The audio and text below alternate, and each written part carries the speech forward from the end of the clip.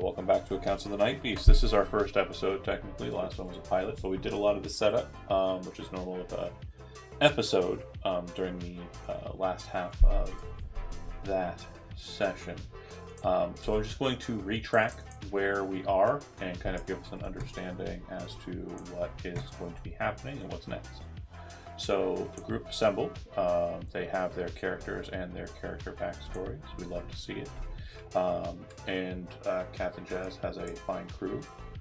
He won't remember most of their names or any of them, but the point is he's got them. They have been tasked by a contact to recover, or rather steal, a cloaking device that is located on a space station, which the group has found out is not supposed to even exist or be present. It is a Guild of Engineers facility that is located inside of the space of the it's in the Procyon sector. It is located above Indri, a planet in the Iota system, and that location in specific is actually the Starfinders Guild, right? Oh gosh, Starsmiths. I've got notes. They rolled their engagement roll, which is a special type of fortune roll. They were very fortunate in that roll for two reasons. First, good prep. They stated their plan very concisely. They focused on it. They worked as a team to kind of assemble what they want to do. And fucking Michael rolls goddamn good. He rolled box cards in that bitch. I mean, sometimes fortune's just good old-fashioned fortune. So what that means is for the narrative beat, you were able to secure special licensing for your ship's encoder, which basically determines your ship's ID tags when it comes to docking, space movements, etc. And you were able to pull a mercenary ship that works for the Guild of Engineers and tag your ship as such. You're also able to put forward documentation that would denote you as a legitimate Guild of Engineers surveyor. So you will basically be pulling an audit on the station as official representatives of the guild. Lastly, the location of the article is known to you. The article is located on Space Station Ouroboros, located on the third level, or third ring, inside of their storage areas. You're able to pull documentation on the Ouroboros. It is a typical Star Needle class space station, which is typically in orbit of planets that have other satellites, natural satellites, or ring structures. Mainly what they do is they kind of create a tether to those structures, and they don't really waste a lot of power in maintaining orbiter position. It's mostly we have a scientist in the space. What's it called when a thing go roundy? Centripetal force. That's the one that actually powers the and kind of moderates certain elements in the station. Okay. I purposely said it wrong, by the way. It's centrifugal, like a centrifuge. But yes. Gotcha. I was seeing if anybody got that. I didn't. I don't know. Science is good. It's fine. When the pilot gets within range of the station, as you are officially supposed to be here, the mapping and kind of notation of the ship does show it as its normal purple coloration, as we can see on the screen here. However, a special feature of the cloaking device you have installed allows you to change its coloration and patterning so that it would look a different color it has been changed and altered to have the Guild of Engineers coloring, which is kind of azorius white and blue, for the magic dorks out there. That being said, you're cleared to dock at their clean dock, which is on the 3rd level, fortuitous, on the western wing of the ring. The pilot has no issues, and no roll is necessary to dock with the station. And that is where we're at now. The presumption is that on the other side of the space, there will be a crew to meet you. Representatives of the space station, of the Guild of Engineers. Does anybody have any questions in that lead up? Anything that you would like to kind of articulate that has more nuance or detail to it? And also, who is in the receiving bay, or the docking bay here, and prepared to go? Those are the questions I need answered. I am prepared to go. I imagine the thing we got to bring back is pretty heavy, so I would definitely be there to carry it at least. And I know I mentioned it last time, but just to make sure, I would like to take the shield bracelet thing. Okay. That one for sure. I would like to keep that on me if possible. Yeah, did you get your loadouts figured out?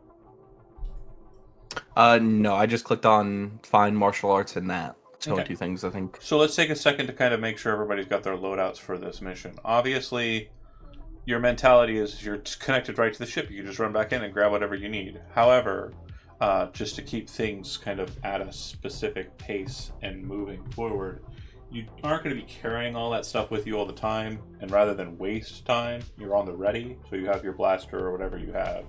So I would like for you to go ahead and just make sure that your loadouts have been defined. And in the book, the place to do that would be... Oh, somebody says it before me. It's okay. You can do that. The job, planning and engagement. Item loadouts. Page 149 of the PDF. 148 of the book. Or, no, it is 149. You can only carry a certain amount. Right.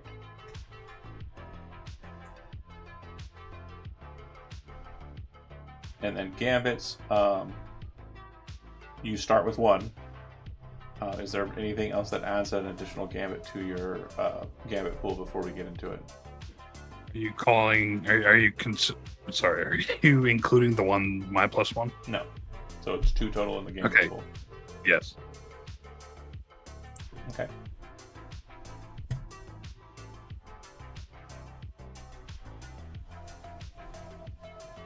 This is more of like a, I guess, would it be strange for inspectors to be wearing armor when they inspect or no? Depends on what purpose you're allegedly serving. So you're obviously trying to doctor yourselves up to look a certain part, right? I mean, as awesome as it would be for Cambria to just walk in like, you know, her normal fit and be like, I'm here to audit you, and then step on one of the guys. Yeah, that's not going to happen in like a real job, because that would be like a... They're lucky she's going to put a skirt on. Did you just channel Tim Curry? Did I just channel what? Tim Curry? No, I'm not Tim Curry. I could never be. But I take the compliment. It's a channel. I mean, you said I'm channeling Tim Curry, which means I'm like Tim Curry. So to me, that's like... All right, take whatever you want. I'm gonna take it. I'm gonna take it all. But back to point. As long as your loadouts aren't insane, that's fine. But rather, when you're back to the armor point, if you're posing as a security detail for whoever's going on board the auditors, then that's fine. I'm going to be an auditor. And armor has 2 squares. Yeah. For that, so would I click on both of them? That's right. Okay, cool. And it takes 2 of your loadout. Yep. What precursor artifacts do we currently have aside from the shield thing? The stuff. We have A way conduit. It fires way stuff. It's in the notifications. Your armor, which is pretty badass looking. I think the other stuff is in the ship. The protector Jump is engine. being wielded, and then the jump engine is in the ship. Yeah.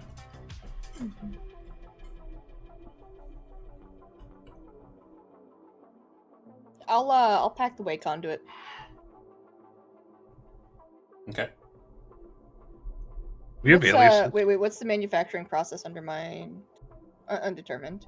Requires. I'm not sure why that's there. Oh, Requires manufacturer process undetermined. yeah. So when you look at an artifact, it has these specific traits, the effect that it does. It requires like, hold on, bear with me here. Light blade. So it's what the weapon requires. It's to make.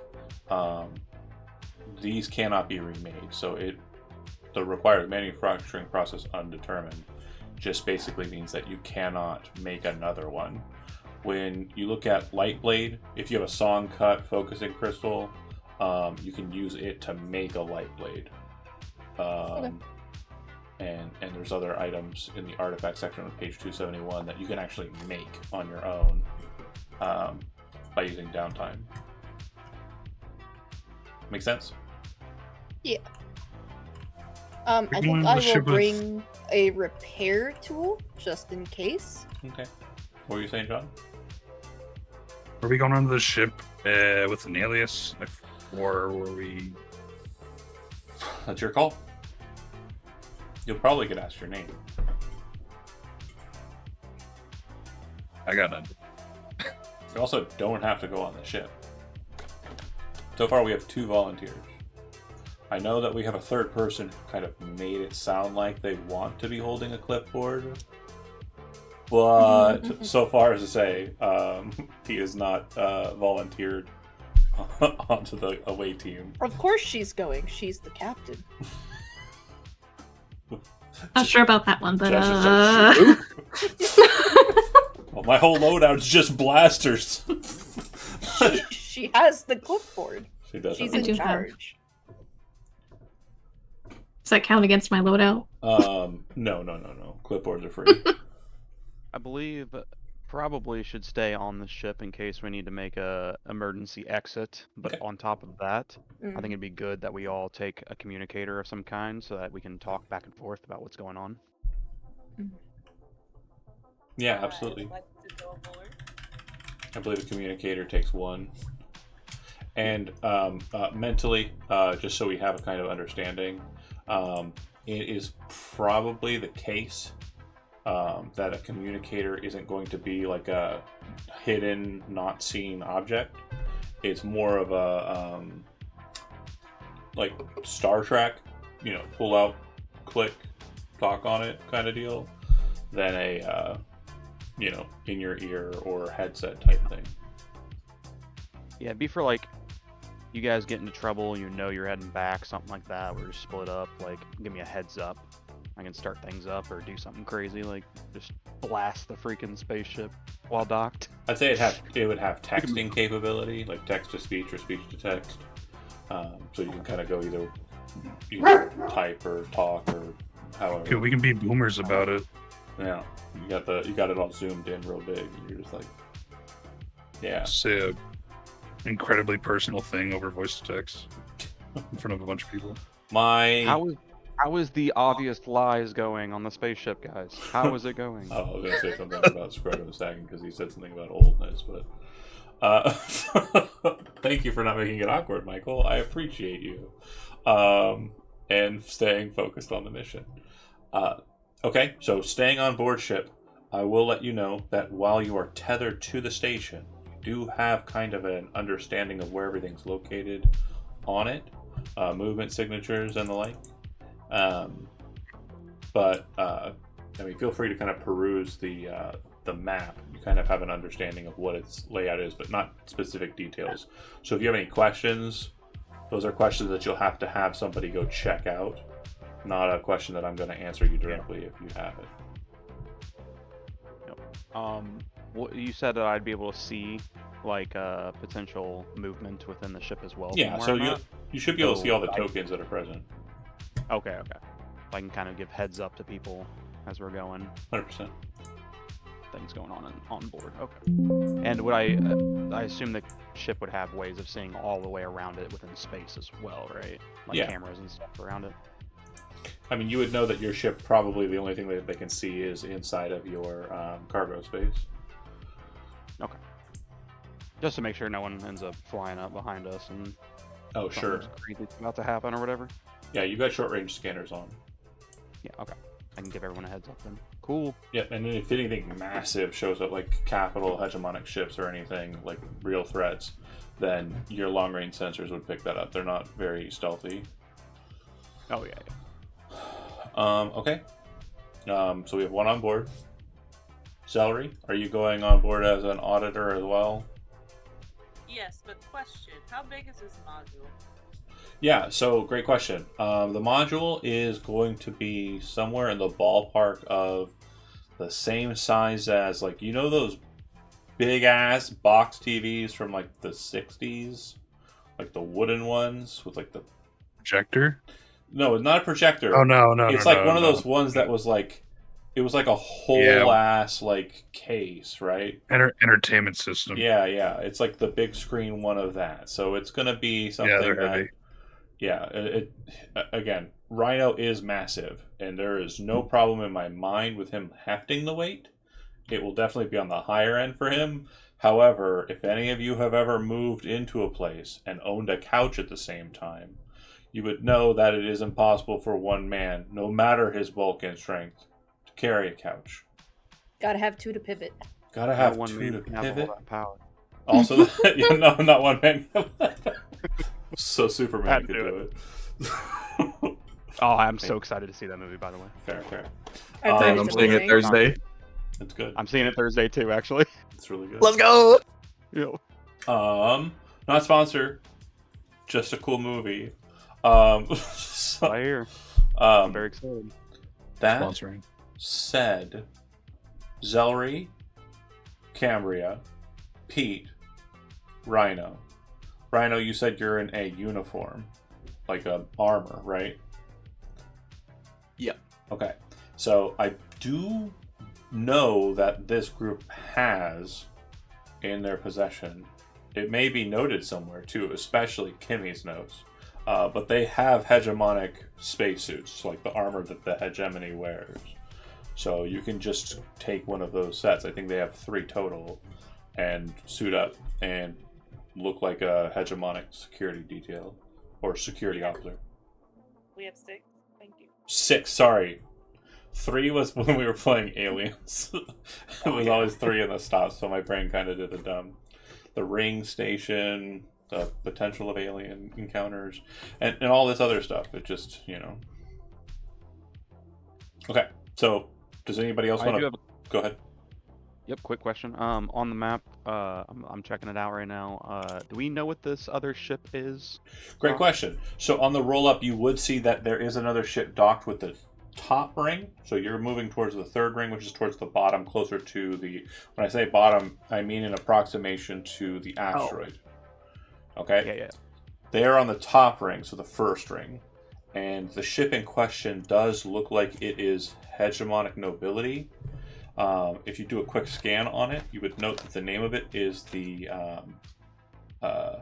HWS Empress. And the markings, if you bring them to the attention of either Zellery or Captain Jack, the markings are similar in kind, if not identical, to the Hachi family. Who's Jack? Captain Jazz. I said Jazz. Said Jack. No, I couldn't have said Jack. I've never gotten anything wrong, ever. Never. Anyway, I might stay on the ship because I don't want to grab. Okay, you're staying on the bridge with the Hegemony. pilot? Yeah. I mean, if you put on a suit of armor, I mean, They won't recognize you. Nah, he'd do that. He'd Han Solo. He'd do that. He Yeah. would do that. Yeah. John, Go ahead. if I were to bring my egg case, because I have an egg carrying case that I'm gonna fill up with loot, would it? I mean, does it look suspicious? The egg case? Excuse me. So it could. You would have to explain it. But again, they probably won't give you too much guff until like you're in a situation where they have a reason to. It's confiscation equipment. I mean, it's just a backpack, right? This is like a Yeah, big that's the backpack. way we described it. It's classified. Yeah. For those who are curious, basically it is like cylindrical metal, and it has like backpack straps with like a light padding on one side of it, like on the same side of it. And basically it pops open in half, and they would load the eggs in there. Should we maybe try to, I don't know, bring something with us that can disguise whatever we're trying to drag out, like as in, a tag out system? Like, you know how when like inspectors are going through something, they see something that's not cool, they put a big old fucking piece of paper on it that says like tagged out, do not use, contraband, something like that. Should we take that something like that with us so that we could slap it on whatever this thing is and possibly get less questions as we're trying to lug it out? What if I was gonna bring a communicator? If I drop a communicator for spy gear, and then we could dress it up, because spy gear is like Spy gear would work. Yeah. Hell yeah. I mean, like literally a red piece of paper, like a A lockout sticky tagout. note. Yeah, exactly. Lockout, tag out, contraband tag. Sticky notes are going to take about 3 loadout slots. Oof. What if they're on the clipboard? All right, then it's free. That's free. Great. But yeah, you'd probably Also, I'm also taking spy gear. cool. And then what were you gonna say, Clark? I was gonna say, make sure to tag multiple things so it's not just this one thing that gets suspicious. So, Tag as much shit as you can. I'll let A you man. know in in digital space, basically in our universe of accounts, when you would want to flag something like that or mark it, that would be done kind of in a digital space, or like a kind of electronic sense. And what I mean by that is it's kind of like ARG, is that what, augmented reality game type thing? Yeah. Where you're tagging kind of a specific location, and then it digitally paints that, and that would be noted to not only other people in your kind of system scan, but it also would be noted to the Serenade as well. Cool. So we can tag anything that that Kimmy wants to loot. Mhm. And what we're going for. Sounds great. Okay. Tag those mechs up there. Use a mech. Exactly. I like how he laughed. Thunder, yeah. Funny. Okay, so then if that's the case, anybody have anything else they want to do before this door opens and we get into the narrative beats?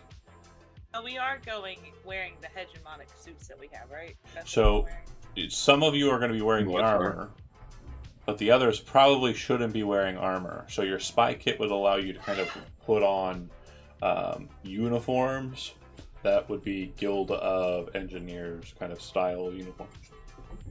I'm a businesswoman. Right. I've got one of those pencil skirts, but it's a little bit short on me, so it's more like business mini skirt.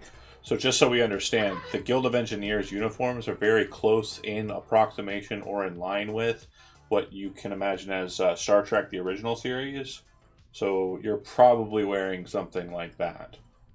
Oh, hell Either yeah. pants or dress, your choice. The dress, I don't like pants. Sarah. Pants. Man. So one of you is legs out, Also- and the rest of you are. Got it. I'm So- also wearing pants under the I'm armor. staying on I'm staying on the ship. I don't even have to wear pants. I'm so I'm tall I'm that pantsless. I'm so tall that this regulation sized dress, like, it's not much better than what I normally would wear. Exactly. It does have sleeve though, so Yeah, for whatever There's that. reason. Because modesty, for sure. Okay, so if you are the ones waiting on side, last call. Anything else? You guys have your loadouts ready? You're ready to go, right? Yep. Okay. Mhm. Door open. I'm not joking. When everyone leaves the room and I close it, I unbutton and take off my pants because I'm like, finally. They're Then I gone. get back in my chair See? and start looking at stuff. pants are overrated. I don't know why you guys have to fucking reduce yourselves to such things. Jokes on you. Jazz records everything. Well, have fun with that later. Even the man. bathrooms. Not the bathrooms. You said everything. I was about to say, Jesus Christ. Within reason. Why is the music being a goober? Hold on, sorry. I heard it for a second. I don't know. I kind of liked that music. It was very calming. Okay, hold on.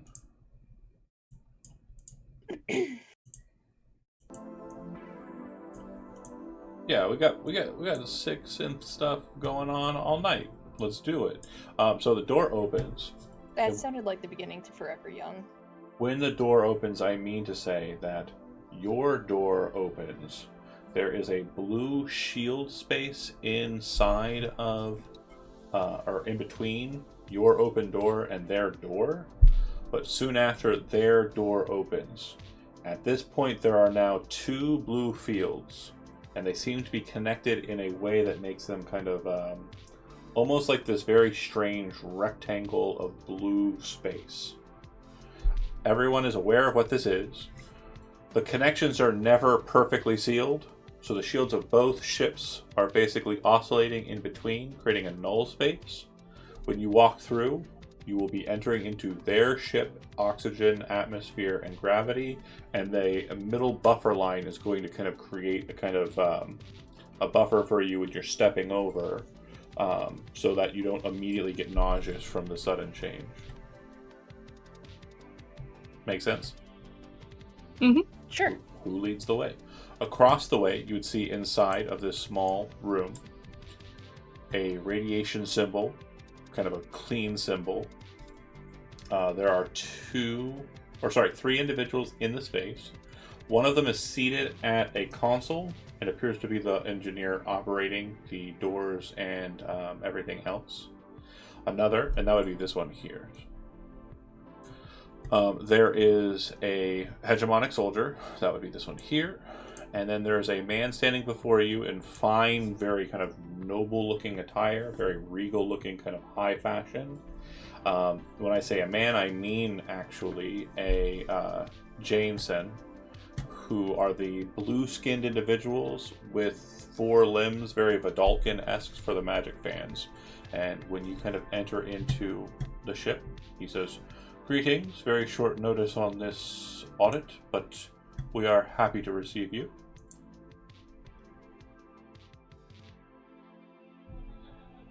I look to the person with the clipboard.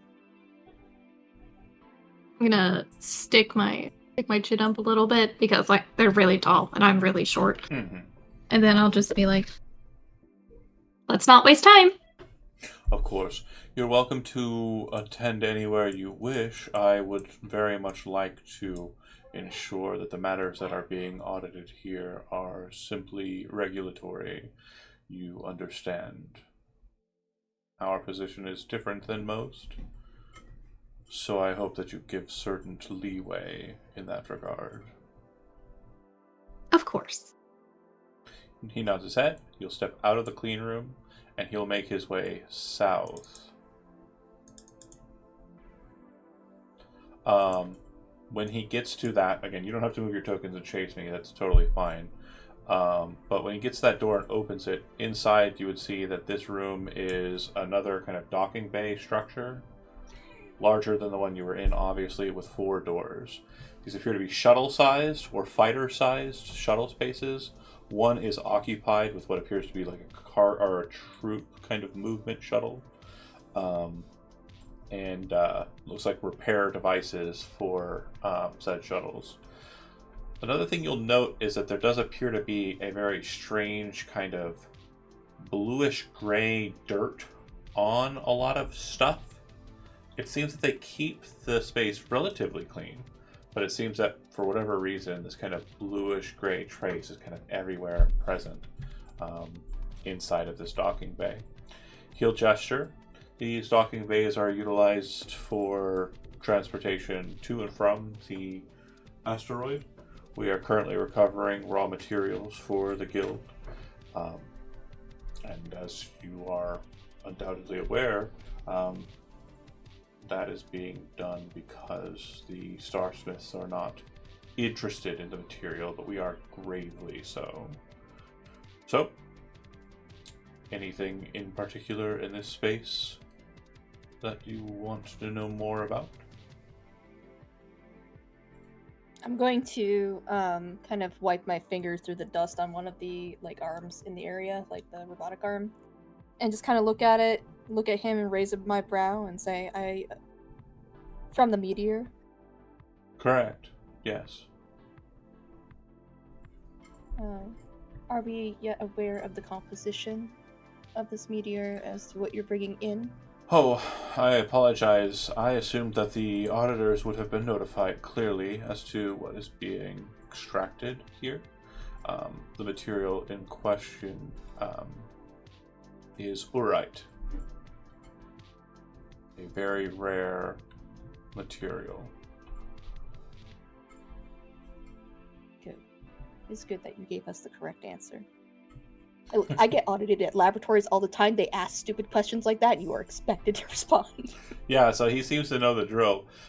He kind of walks along with you. You would notice that the security guard didn't follow your crew. And he will actually, in treating with Jazz and Rhino, he seems to do a hand gesture. Do either one of you two have any background experience in being a member of the hegemonic military? My background is military/mercenary. Yeah, okay, perfect. So, again, it seems that based on what he's kind of signaling here, he's giving you the patrol and letting you take station. So, what would your reply be? Again, these are hand gestures or like a hand cant that's being utilized. Okay. I guess my reply would be the hand gesture for pretty much like Roger, and then I'd follow them. Yeah, the hand gesture is Roger. Perfect. And Is it a dog? it is a dog. Yeah. You gotta do this though. A lot of people won't catch this part of it. They'll just think it's just a. Wait, is it? It's like I don't fucking know. Anyways, it's a hand shadow puppet for a dog. You continue with your team and heading south. So it's the 5 of you and this Janejin, and he will lead you further into the space to here. Upon entering into this space, you will see that there is a conveyor belt. It seems to lead towards the north. It definitely looks as though this conveyor belt is also kind of maneuverable to the ships. And whether or not this is coming from somewhere else or wherever it kind of goes, it looks like it's kind of the track goes both ways. And it looks like there's a kind of stopping point to kind of unload stuff and put it into these shipping containers. Inside of this space,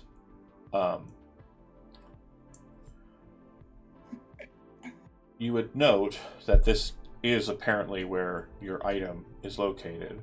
And when a kind of track and a bead is kind of put out from the pilot, it appears that this container here on the far side is the container you're looking for.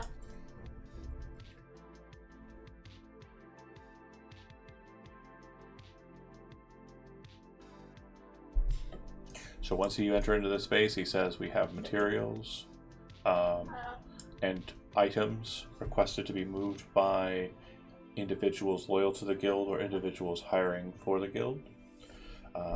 Most of those conversations happen up above in our lounging areas.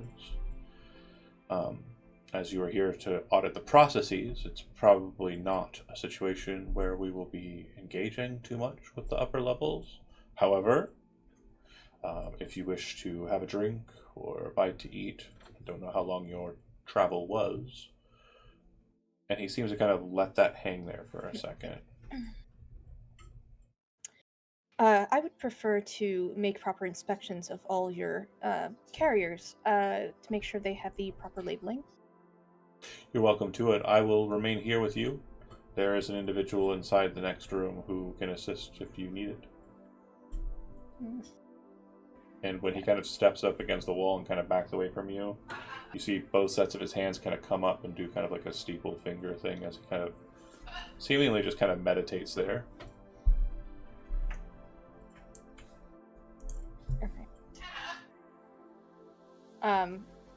So my intention is to tag out that container in some fashion that just kind of highlights it to the ship.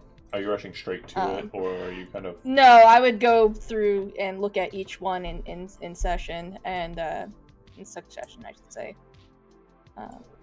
Kiri, you should come with me, because there's probably plenty of stuff she could take. So this is an action that I would say requires a choice of action type.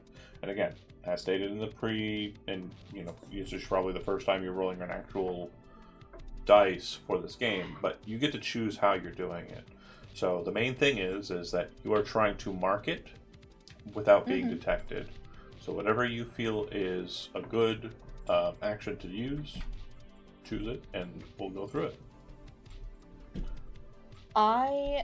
Could I possibly use the way to manipulate our tagging thing so that it's not in my hands but somewhere off to the side? Yeah. Out of sight? Absolutely. So you're using a tune. Is that the action you want to use? Yes, a tune. Okay. Just click on that to roll it. So I'm gonna give you a note here before you get to the rolling. So because you are utilizing the way, again, you do not know who else is on this ship other than the people who you're talking to, nor do you know if this individual is way sensitive or not. So there is a bit of a risk here. What I will do is I'll give you a devil's bargain, and that will give you an additional dice. However, my devil's bargain is twofold. First off, no matter what, your presence will be felt. If you fail, that presence will be noted and marked as transgressionary. You just went completely mute. Oh, am I back? Yeah, you're back now. Okay. If you fail... So if you fail, then that means that your use of the way here will be seen as transgressionary, meaning that they will note you and kind of come for you if there are other way users here. But regardless, a part of the devil's bargain is you will be seen regardless. What that's by is we can't say. But you do not have to take the devil's bargain. You will not get the bonus dice. Alright. Now, this is my first time rolling, so how do the dice work? I know I've got two marks in a tune. 2 dice. So, 2 dice. And is there anything else added to that? Nope. Nope. Unless you take a devil's bargain, push yourself, get assistance, spend a gambit. Could I possibly have assistance in the way of a distraction? No, because you're utilizing the way specifically as the distraction, so additional distractions will not be beneficial. Yeah. Distract the guy. John, you are mute again. I am not mute. Am I mute? Your I mic don't know. just Your out. mouth was Lift your back now. moving and no sound was coming out. Your mic did cut out. Is my cat cutting my mic? Hold on. Could I assist with a scramble? Work like that. And you're I want it. Am I muted still? Hold on. Well, I do have that spy gear, so if we want to use it, is that what we were saying we're going to use with the tag out? Yeah. Okay, I Testing, don't think I understand the tag out. Test. Hello? Hello. Hi. Okay, great. So let me make sure you guys have a misconception that you're kind of running with. I want to make sure we nip that right in the bud. You cannot assist on an attune roll with other checks. If you're assisting Okay. Attune, you're assisting Attune, but I want to make sure there's a clarification here. Assisting only works, in my opinion, if it makes sense. So what she asked for on the assist was, and somebody else tries to distract him, the whole point of the attune check is the distraction. So no, that will not be the case. Oh, okay, that's not good. I understood the hand gesture even if no sound came through. Fair. I think my cat was hitting the mic with his tail, and it was doing something. So I think we're good now. I disconnected and moved it away from him a bit. You know what? Let's make things interesting. Let's take the devil's bargain. Yes. Now, Yes. how do I tell it to roll an extra die? Yeah, when you click it, it should ask you. Okay. What is this? Risky, controlled, desperate. That's all it's We are in asking for. controlled. Okay. Controlled. And it's not asking me to add anything. Hold on. Whatever. I'll just... Oh, wait. Effect standard. Limited, grade, extreme. So this is the success that you're required to get. Standard is what we want, and then bonus Okay. dice is 1. Okay. So, like, yeah. I just rolled Hold the on. dax. Yeah. Let me... Roll 20 is being very slow, but there we go. Let's see Sure. if it'll go through. Yep. Okay, got it. Cool. So, obviously, the position was controlled based on your start point here. Let's see. You got your devil's bargain.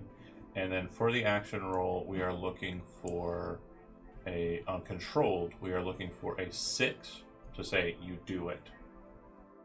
A 4 or 5, there's a hesitation. You withdraw, try a different approach, do it with a minor consequence. Minor complication occurs. You have a reduced effect, like you don't do it correctly. You suffer lesser harm. You end up in a risky position.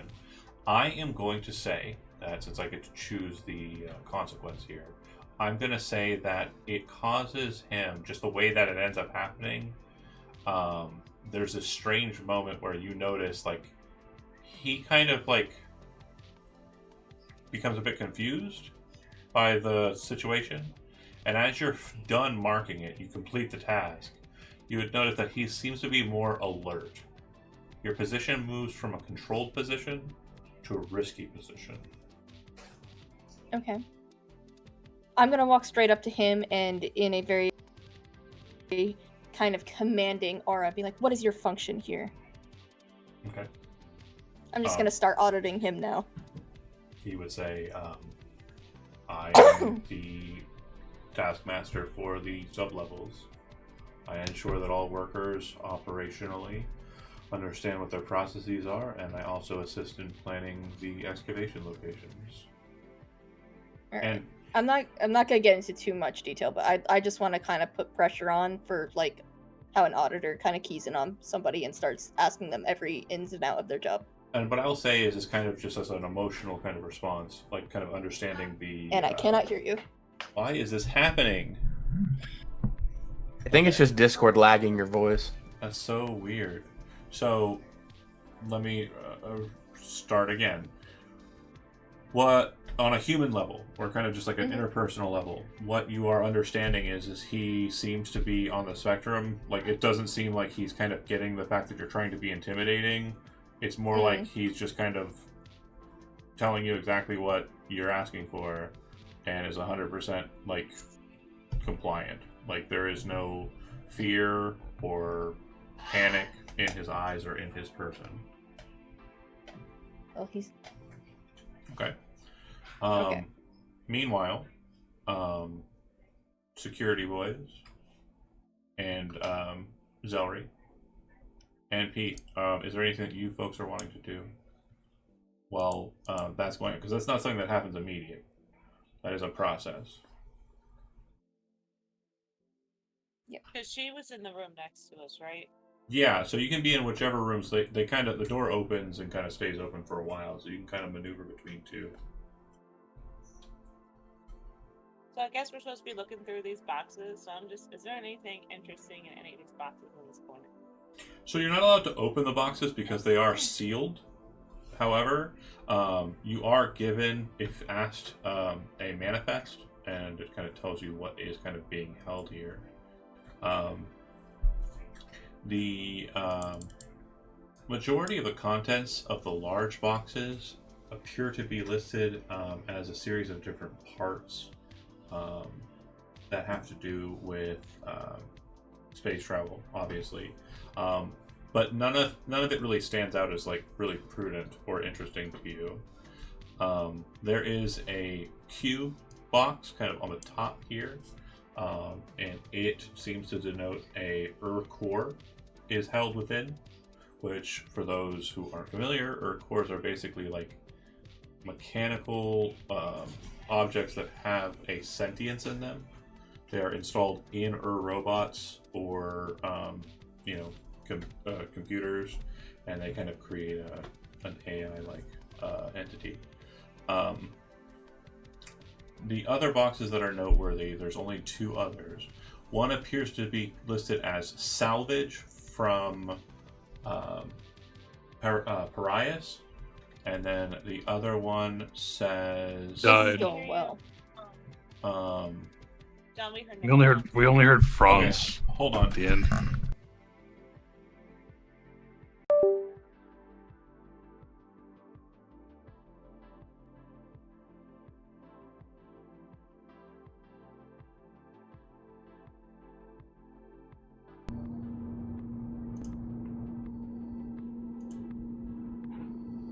Don't worry, everyone. I'm very comfortable in the ship still. I'm actually having a snack. Test. You should take Hello? your pants off more Can you hear me? often. It's a little muffled. Muffled, you said? It's loud but muffled. Yeah, it's my webcam mic. Muffled. If that makes sense. Yeah. Now we can't hear you at all. Yeah. You sound like this. I know, because my webcam mic suck. I know. Still nothing? You should. I can hear you now. Eh, I can hear you. Okay. And does it sound bad or? it's not the best. Okay. It's doable. It's totally hearable. Yeah. Yeah. Well, that's what we're going with, folks. Okay. Until I find a replacement. Okay. So, what was the last thing I said that you heard? Salvage. Franz. Yeah. So, salvage from Parias. And the last one was oh god, salvage from Parias, and then the last note of interest was, oh my god, I already lost my notes. Not important, forget it, just the one. It's just the core salvage for prize. Yeah. Are these boxes giant? Or are they small? The box that is listed with the core, it's probably 4x4x4 cube. So it The would fit in my backpack. 4 foot by 4 foot by 4 foot would not fit in your Oh. backpack. Yeah. Unless, yeah, your backpack could probably fit like, I'd say 2 feet of width, about 3.5 feet or 4 feet of height. Baby cat. Baby cat. Okay, so we're just having trouble all evening with the cat situation. Do I sound better? Yeah. Yes. Okay. And I'm gonna fix that for people. On that side too. Okay, great. So I should sound better now. And hopefully that doesn't mess up. Yeah, so the 4x4x4 cube that's kind of seated right here, that is the core, and then the salvage from Price is this red box here. Okay. And that one could fit in the back of you. It's suspiciously similar to your case. Oh my god. It's a lip bag. That's not at all concerning.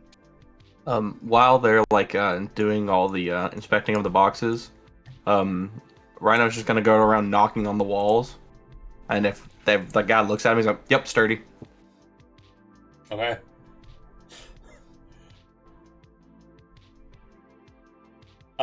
As a security operative, like a military guy, you would notice that these kind of green lights in this passageway to the north, they appear to be filters, like scanning filters.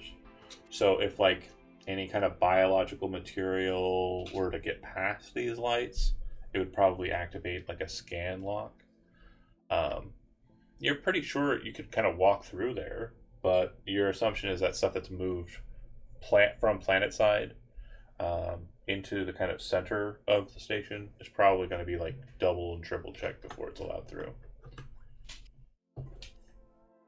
Okay. Yeah. As I'm like knocking on it, and I notice the green lights, I peek my head like kind of around to make sure they're all on, and then I just go, "Yep, looks to work." Your head And kind then of reaches the lights, and it's like this kind of greenish color, and then it changes to kind of like a bluish shade. And you would know if there was an actual alert, it would switch to red. Okay. And Cool. undoubtedly a klaxon would probably throw out. Was that guy paying attention to him as he's walking around banging on stuff? Yeah, he kind of turns over and kind of looks at that situation happening. This would be after Cambria kind of walks over and addresses him. I want to put lockout. I want to try to put some lockout tags on those two artifacts. Okay. So you're trying to collect them? Yeah. Okay. How would you say you're doing that? Like, it sounds like you're kind of skulking, but I'm not forcing your hand here.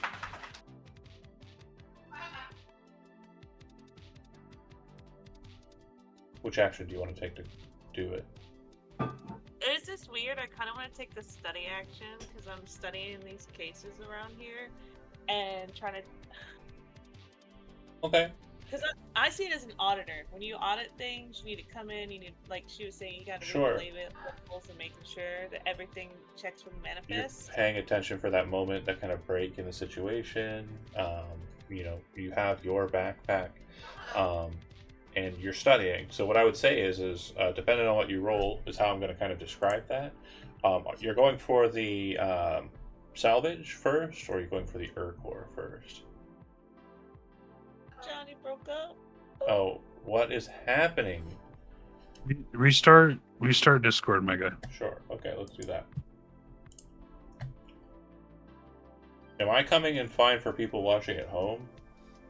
Like even Yeah, when they Elizabeth say said that- the stream. Elizabeth said the stream's fine. It's just the Discord. Okay. Burning Discord. Yeah. BRB. Yeah.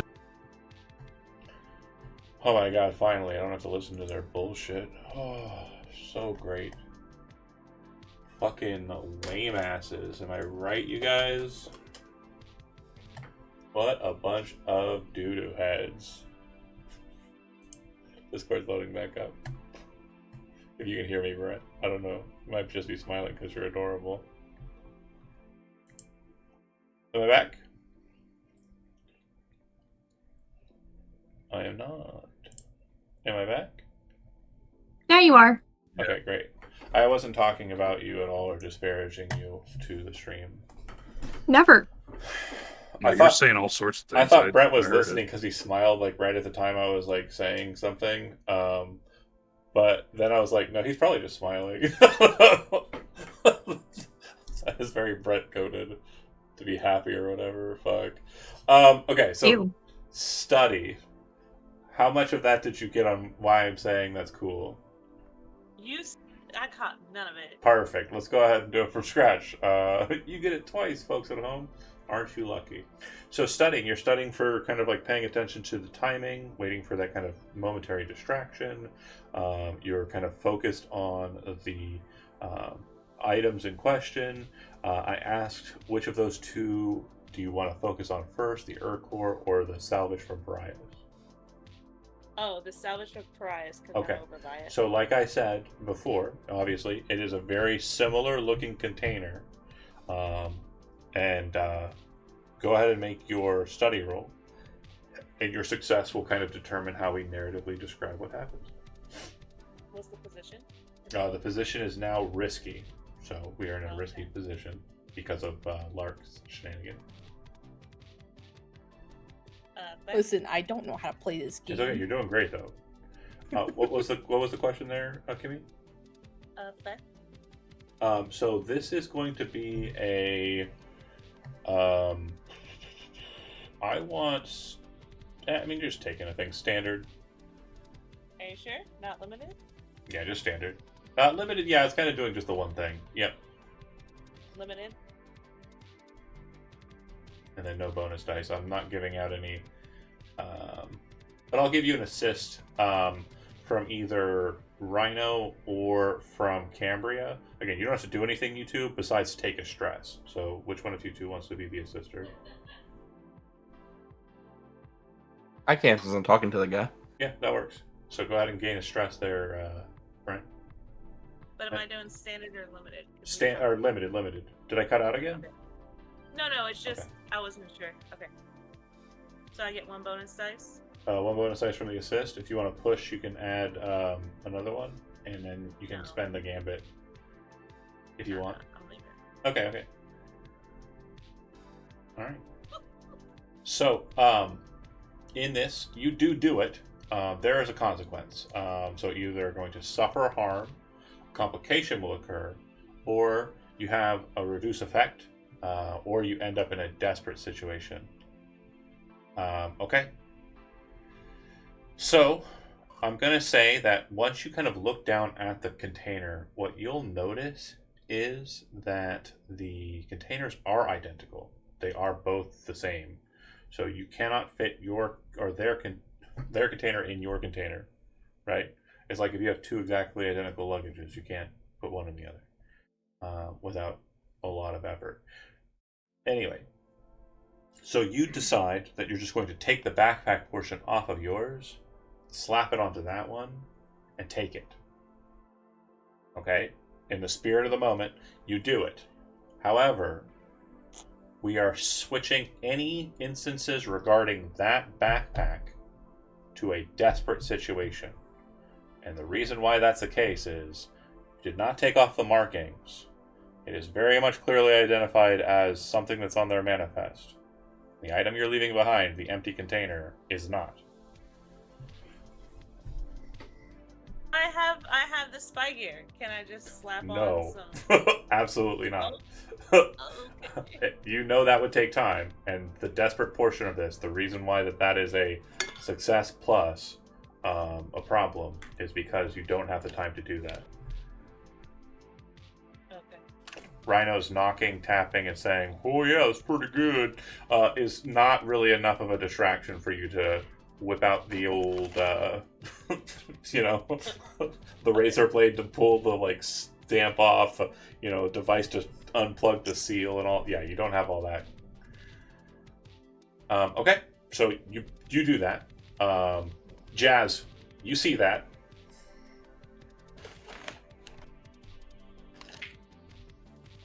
He rubs his eyes through his helmet. He's just rubbing his helmet so hard that the helmet pushes into his eyeball. I guess we don't need more of a distraction, would we? No, I'm just saying that you notice that Zelri has taken a container that is identical to the containers that you saw the people on Pariahs using to secure the night beasts. Right, so she took the one she already had and switched. Yeah, so now she has a presumably full night beast collecting case. Sick.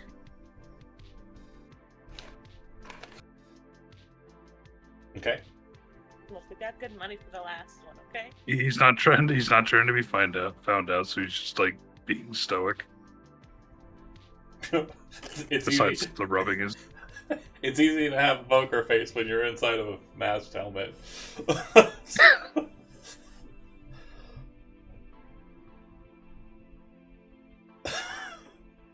If we need a distraction, I'll do oops. Why can't I hold all these? What are they called? Shit. Why can't I hold all these blasters? Just start juggling blasters. Okay, so again, your surveil of this space.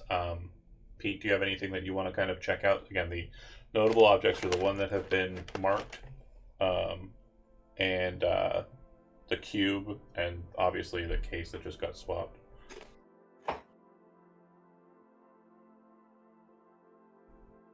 Well, actually, would I be able to apply a spy gear? The guy's meditating, right? No. He is currently engaging. Like, he is engaged. Oh, he okay. He felt the way happen. He's talking to Rhino. Well, he's kind of out and about. Yeah. Okay, I thought he was like, okay, never mind. No. He was, and then someone tried to way slap him. Well, that's not good. That's fine. You're not caught out yet.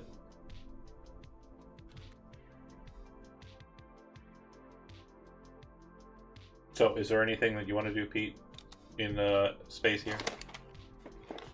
Lark, I'm getting some feedback from you. I would definitely be like scanning, watching what my people are doing. Because I want to like stand almost next to him, next to the Jaijin, and just look and look like I'm watching my people. Then I'll just every once in a while look up at him, see how he's reacting, keep like watching, and then eventually just like make little teeny tiny little notes. Yeah. He doesn't really seem to be paying much attention to you, in all earnest. There's Rhino kind of tapping at stuff, and then the other two ladies are kind of maneuvering around the hold here. So he does seem to be kind of moving from each, but you're not, unintelligent. You're pretty perceptive. So you would see that Zelri has switched the case. Like, that has happened. That is not what you came for, but she certainly did it.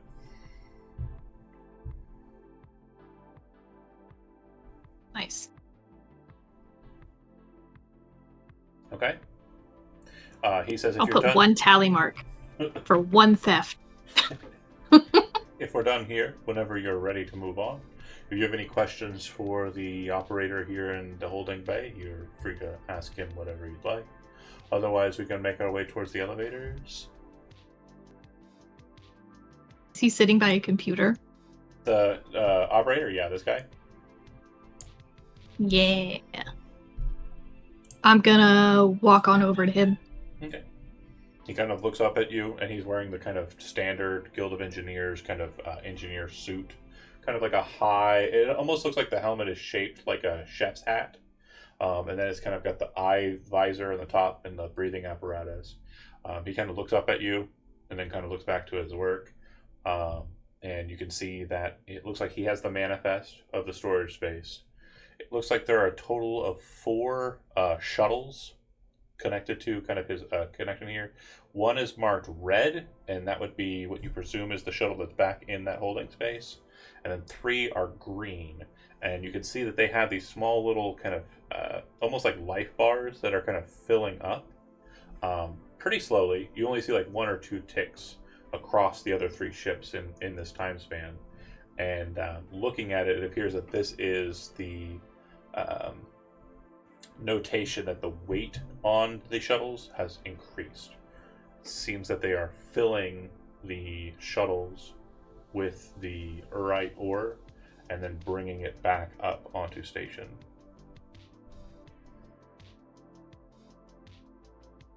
I just want to ask him.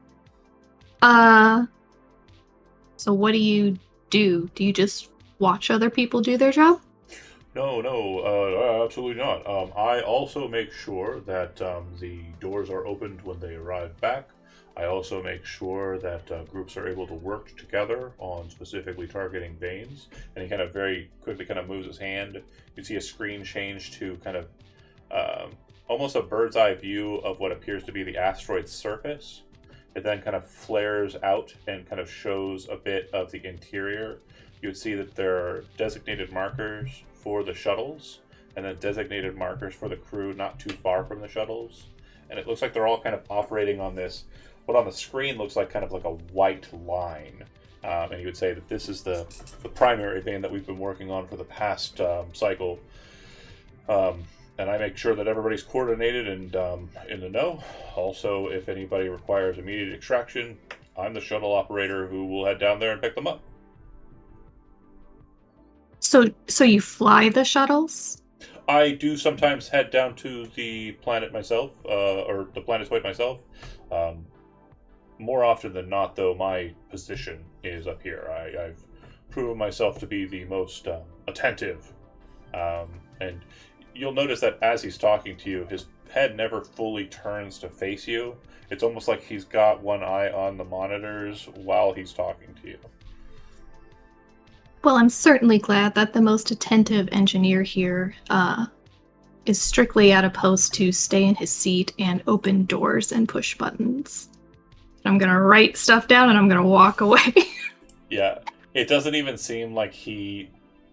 I mean, again, you can't see his facial expression, so whether or not that did the ticket or not, you, again, can't be sure. Okay. Make sure you nod and say Uh-huh. Right. Middle management. Got it.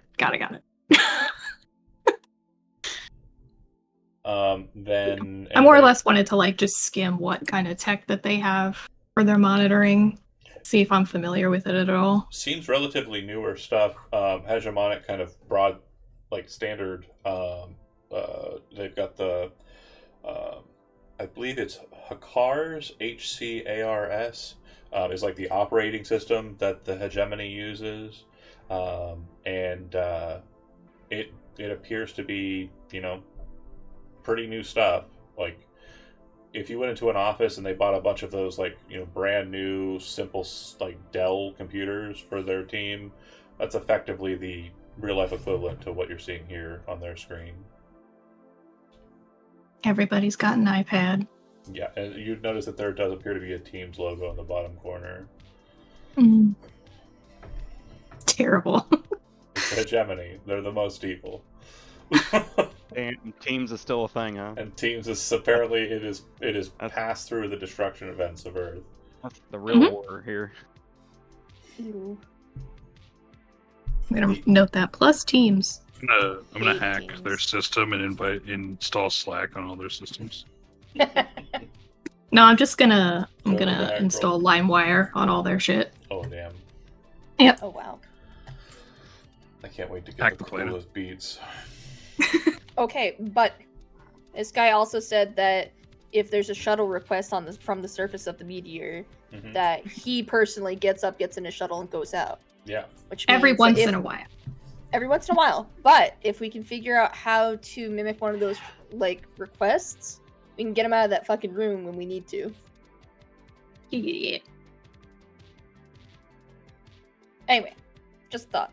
Yeah. Not a bad one. He is, again, waiting for you to say that you are done and ready to move on to the next part. Where's the elevator at? He points through the door that Rhino kind of put his head through, which would be through the scanner of strange and unusual life forms. Meaning your backpack probably can't go through. I want to take off my backpack and leave it here. That would be very peculiar for you to do. That's true.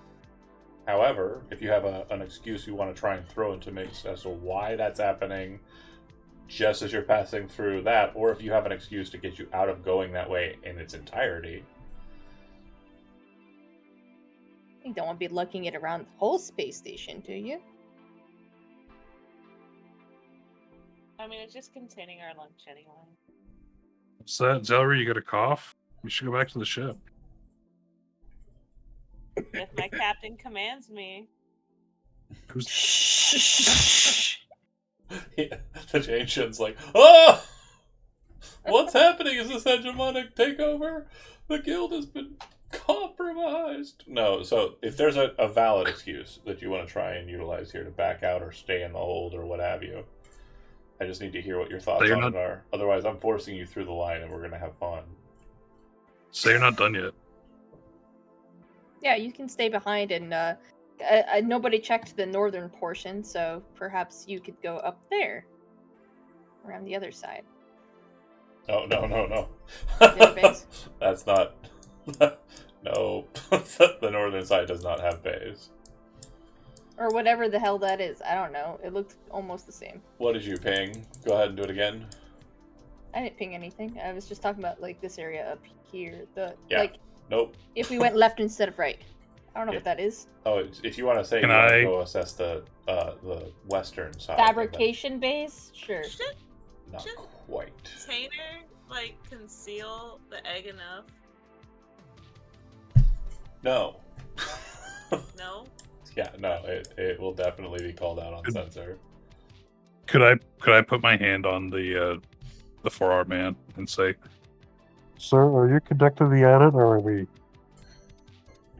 I appreciate what you tried to do, but I couldn't hear shit you said. So Sir, are you conducting the audit or are we? wait, That's what That's did he what he say said. that warranted that? I don't know. He said, "Well, they said that they can go to the other side." Oh no! I thought you were saying there were. No, I was just saying that these are not supply bays. That's not what they are. So if she says I'm gonna, Oh, I didn't see you going over there. She, I she thought you says, meant. I thought you meant this side over here. I'm gonna go check over this way. I'm gonna go check to the other side, the western wing of the ring, while they head to the elevators. He will say, "Of course, I will have my associate, the security officer, meet you at the entry to your ship." He would say to Zelry.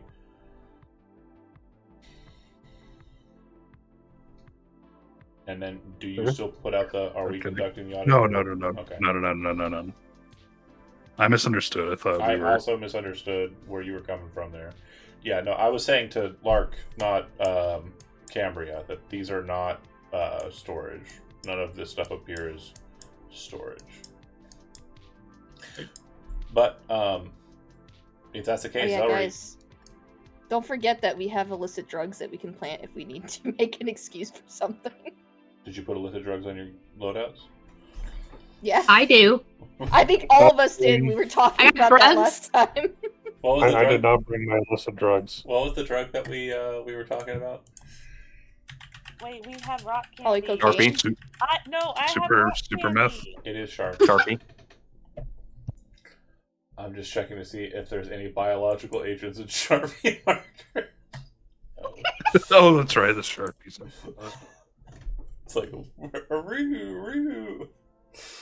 The dreaded Sharpie. Then You've been busted. we just draw. We So- draw over his face. Zelry, if you're heading back through, you do have a kind of momentary free access to the shuttle area that you can do whatever you want in before you will basically be met on the opposite side of the loading dock there by the hegemonic soldier that came with the 4-armed man, who you haven't even asked the name of.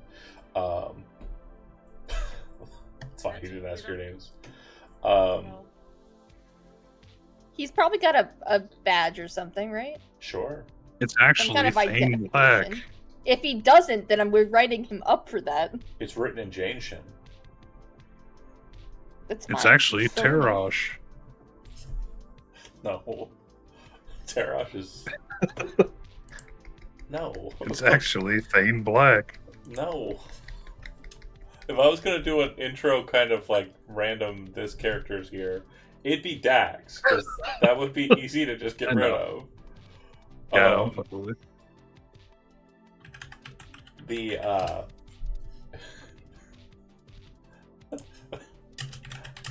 how dare you?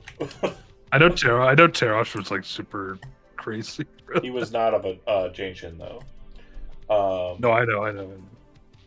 So the individual in question's name, the guy who's leading you, is Molod, Molod, for just consistent spelling. But obviously, it's a name that's written in Janeshin on a name tag that is hegemonic basic. The other crew members, that would be Cambria, Pete, Jazz, and Rhino. Are any of you going back with Zelry or no?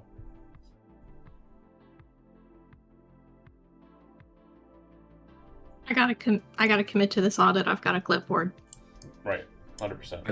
I think, just so we're not, I'll go with Zelry. Okay. If I go through that, I'm worried if I go through that scanner, they'll just be like, "Holy shit, it's him!" It's Captain Jazz. Bust him. Okay. So Say no, I'm Hank Mineral. I'm Hank Mineral. Hank Mineral. The rest of you will head up this way. So, and then the other two, you'll be caught by the individual here. The hegemonic soldier, upon kind of assisting you, will look to the other hegemonic soldier and make a hand gesture.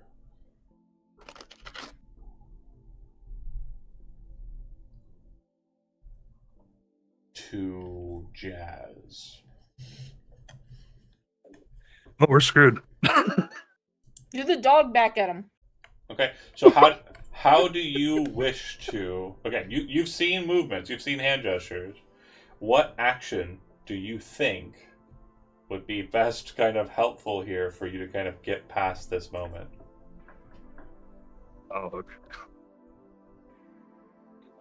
Created hegemony, wasn't I?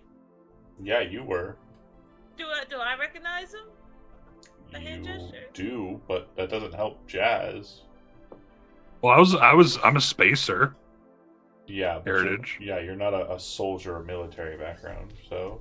My background is labor, so I've been oppressed before. Yeah. So again, what skill or what action do you think would help you here? Because But faction. Action, AC. Action. Yeah. What's the name of the skills there on the side? Scramble.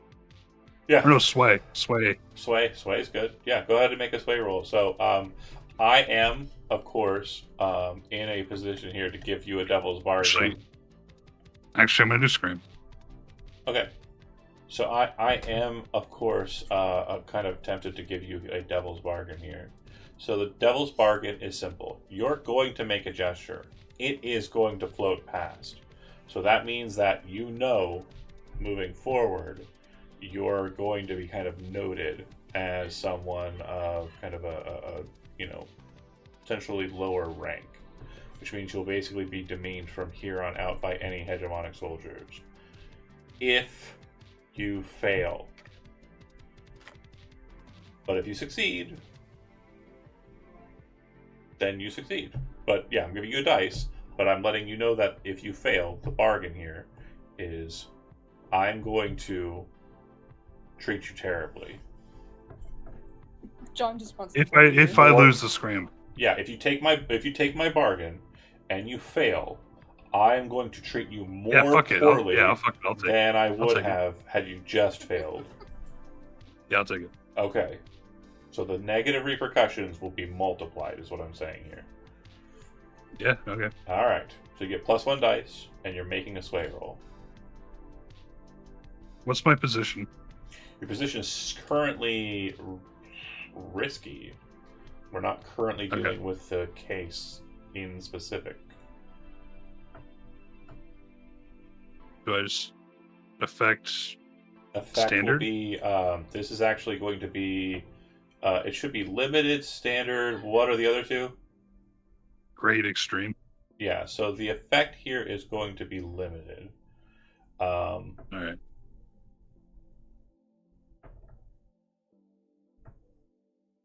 The negative repercussions, yeah, the benefit is not huge. Oh, here's the bonus dice. Okay. Okay, yeah, bonus dice is at the end. Yep. +1. Are you pushing? Too late. Okay. So a 4 is a success with a problem. Okay?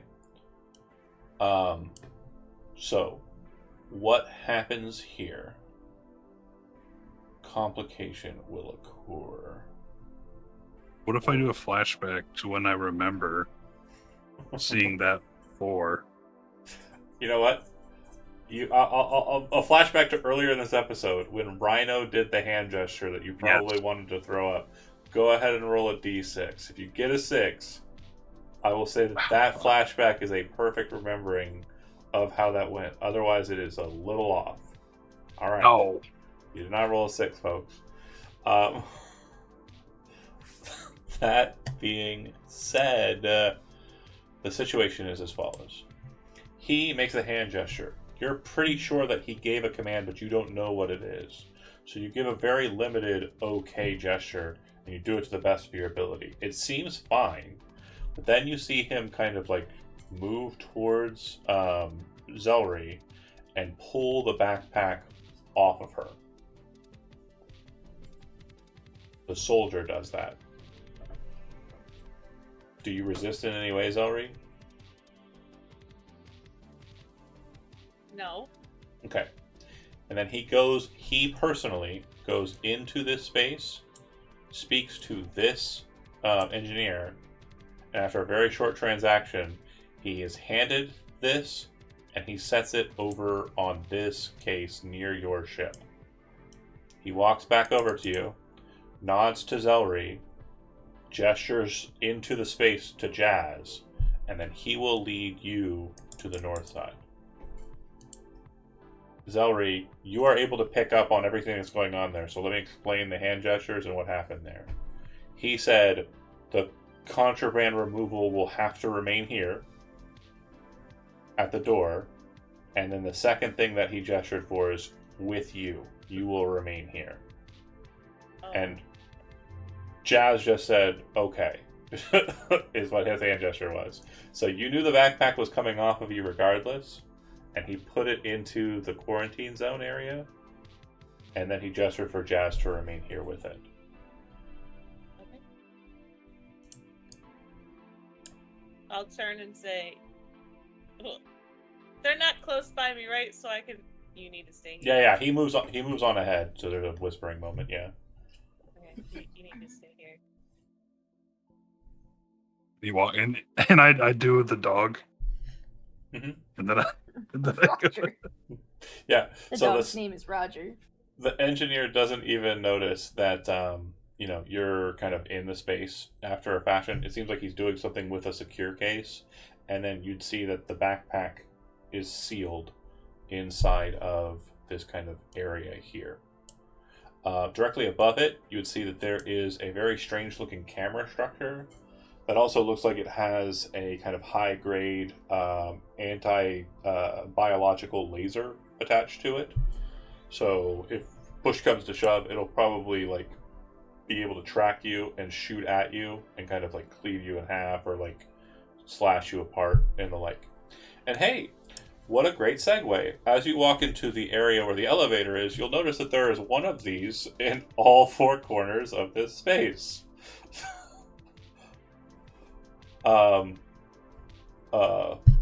We'll kind of like move towards the elevator structures and say each of these 8 passageways leads into an elevator connection that will take you either up to the higher levels or down to the sub-basements, which are able to be connected directly with the asteroid if need arises.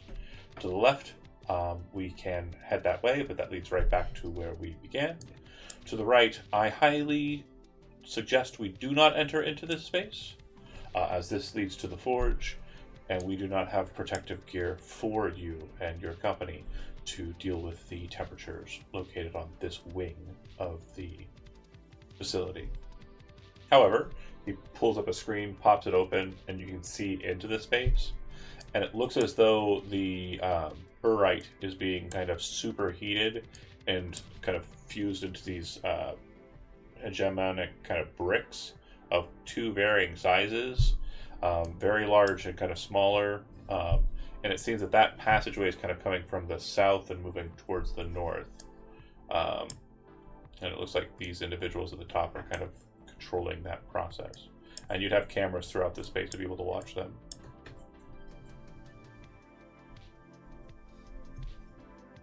In Phoenix, once they kind of connect with this terminal, you're able to kind of remotely connect to it, so you can now see like everything that's kind of going on in the forge space as well. If you would like, we can go into the restricted areas, but everything in there is not audit material. But if it is your desire, we certainly can. What are the parameters of your forge?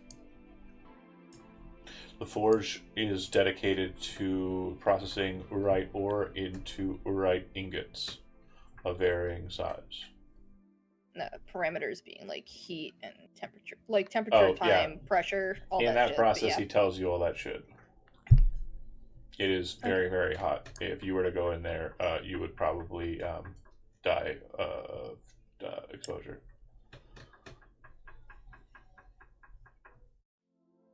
The only one of you that would survive would be Rhino. Because Rhino's in armor. Unless I use the way. Potentially. Create a Yeah, barrier field potentially. around myself. For sure. So Pete would die miserably. Pete's like, nope, I've got a clipboard. They said they had all that stuff. I have a clipboard, so I'm fine. Based on that logic, I can't fight. I can't fight any of you guys. Look, I'll survive in the port, no problem. He like throws the clipboard in front of her, and it just like turns into a suit of clipboard armor. Yep, for sure. I need more clipboards because now I need to cosplay that. Yep. Pete definitely doesn't have like permanent rosacea on her face from getting sunburnt too many times. It's fine. You said it in a way that makes me either think that you mean you're going to burn and melt, obviously, or that I have protection because I've already suffered once. Not protection. It is clearly a dumbass. Does not learn lesson. Oh, got it. So she's going in. Got it. So, actually, Go ahead. Phoenix at this point is as I see this, I want to message over about asking for them to ask what is the safety measure for that space? Like, how is it prevented getting the heat getting to the rest of the station? Yeah, they would have to explain to us all of their containment measures. So they'd and stuff. explain that there's a buffer segment on that specific portion of the ring. The initial staging area, which would be the first passageway, is only utilized for maintenance. As you can see, he would gesture towards the track. When materials are brought here, they are entered into this southern elevator space and descended down, where they are then pushed into the conveyor. The melted articles are then pushed through the space. It becomes a bit more of a slurry than a solid material. And then it is globulated in the globular room, and that would be straight across the way. And then it is then moved to a northern directionality into these spaces, where it is then formed by the forge presses into individual ingots.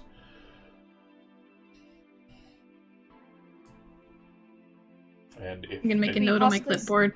if it becomes After that. necessary due to any issues that may arise in the forge space, there is a detachment segment on both the far side of the module north of us, and also located here.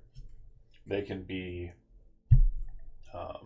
initiated by the command deck. If a request for release is put forward, the command deck will cause the charges to detonate, and that section of the ring, along with 3 souls, would maneuver from the space, from us, gravitating towards the asteroid below. Phoenix would text back, assuming you guys are sharing this with me, as I asked that question. Be asked. I would text back kind of, there's your way out there's your distraction for a way out.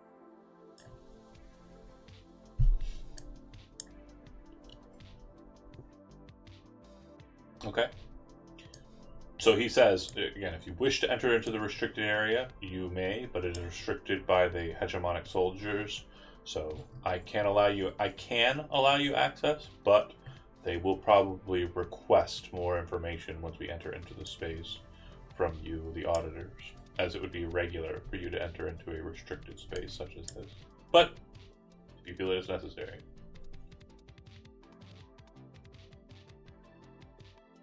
We should probably inspect the finished product.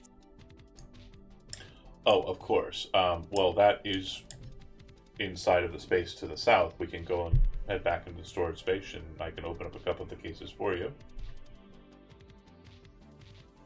Maybe on I our really way do back feel it's through. pertinent, even if it's not to be documented, just to ensure that the same level of care, if not more, is being given to the unspoken areas. Okay. Of course. He walks over to this panel, and like his whole right side of hands kind of moves over to the console, kind of doubling up his fingers on one side, clicking, like a series of probably 1,000 presses were enacted in the 30 seconds he was typing, and then all 4 of the security doors that kind of lead to that space open simultaneously. You kind of hear like a klaxon sound and red lights kind of spiraling through the hallway. The klaxon ends, and then he kind of moves over to the door, raises all 4 of his hands, and starts walking down the hallway. In the same point as that is happening, Zelry, you ditch Jazz, and the soldier leads you into this space. And what you kind of notice here is that the space that you've entered into is a strange one, but one you're not terribly unfamiliar with. It appears that there are a total of 3 of these kind of large hatches that are kind of connected to a massive, like, ambulatory mechanical arm that would basically raise up and kind of pull up the entirety of the hatch. There are kind of devices near it that appear to kind of be operationally able to move into the space in the middle and drop articles into it. And it looks as though these specific cells are filled with drop pods. Like, each one of them has a large kind of drop pod in it. It seems that they're storing and kind of like maneuvering and articulating the material into these drop pods. And you can see that it's kind of connected to the same track, although it doesn't appear to be connected in a fashion that is direct. It looks like there is some sort of exterior exit that would lead you to believe that a ship would come in here with the cars loaded, drop them off, and then they would be put into here. So it's presumed that a shuttle maneuvers the finished product from its base to here. That makes sense? Yes. And yeah, he would explain it to you thoroughly. There is another engineer present here, and he is kind of on a very similar workstation to the guy back in the cargo hold. But it looks like his process is a little bit more... Honestly, his middle screen looks like Tetris. But from what you can tell, it looks like he's actually taking the ingots inside of each of the things and kind of turning and moving the thing to kind of like load them correctly, specifically on this middle platform here. So how often do you get ships that dock, and like how long does it take for them to retrieve material? Depends on what the ships are here for. If a guild ship arrives, it typically will load out here and kind of gestures towards the bay near him, and we will place the entirety of the drop pods into their holding bays. If it is a ship that has arrived for guild-sponsored activities, they will typically dock up above, consort with the top brass, and then they will receive their articles either down here on the lower decks or up there if it's something that can be transported manually by a person from down here to the above levels.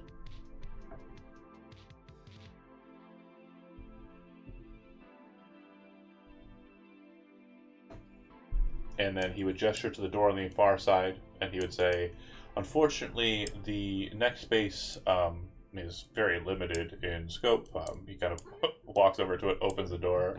Inside, you see another hegemonic soldier, and then 4 what appear to be like power loader mechs, basically like cargo moving mechs.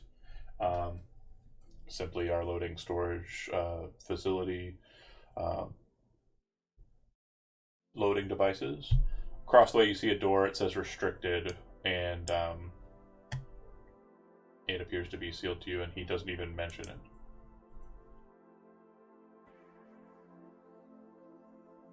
Is that another cargo room? It is not. It is a restricted bay for the hegemonic soldiers in particular. Apologies. I do not believe are allowed access. I have nothing on there for me if it's just your soldiers. Of course. Meanwhile, Jazz, as you kind of take into that space, the engineer will kind of go back to his console and get back to working. You're kind of in this weird space where you're kind of in between. You can do whatever you want. If there's anything in particular you want to do in this space, I just want to know and give you a chance to operate if you have an idea or a plan. They only speak in gestures. The hegemonic soldiers only speak to soldiers in gestures. Yeah. So could I walk up to the engineer and say, I don't want to just stand here. Can I load this? Yeah, go ahead and take it on board your ship. Absolutely. He hits a button and the thing opens again, and he says, just making sure that it was clear for transport. It appears to be so. Or I usually ask first. Yeah, I presume that the auditor already knows there's a life form inside, so handle with care. Will do. Picks it up, walks it in. Alright. Inside your storage space, you have the place where you have the cryo here, and there's also a cryo in Zelry's office. I'll go to Zeller's office. Okay, so you'll be out for a little while. Okay? Those of you who follow Molag out to the restricted area, a hegemonic soldier will kind of pop up, kind of stand at attention as he enters in, and then he'll say, I did not believe that the auditors would be making their way into this space. And Molag will kind of they requested access. If there's anything in here that is hegemonic top secret, then I can ensure that they are moved out quickly. The soldier will look to the auditors. If you see anything that you have issues with, I would hope that our alliance with the guild would ensure that you keep them to yourselves and do not document them. Of course, this is just to make sure that procedure is followed throughout all elements. Any specific detail is absolutely not recorded past this point. Nods his head. And what you would notice is that you're pretty sure the reason why he said that the way he said that is because the thing in the middle of the room is a strange thing, to be sure, especially in a mostly mining facility. It appears to be similar in kind to the power loader mechs that are kind of present inside of the loading bay. However, this one is larger. And it appears that the arms have been replaced, or at least one of the arms has been replaced, with a very powerful particle weapon. It looks like a similar particle weapon is on the shelf ready for installation, and then there are other heavy weapons that are kind of present for installation on this mech. It looks like it's going through diagnostics as well. Your presumption is that this is a very illegal war vehicle, and its purpose, again, could be anything, but it does appear that it's probably for conflicts that would happen on an asteroid.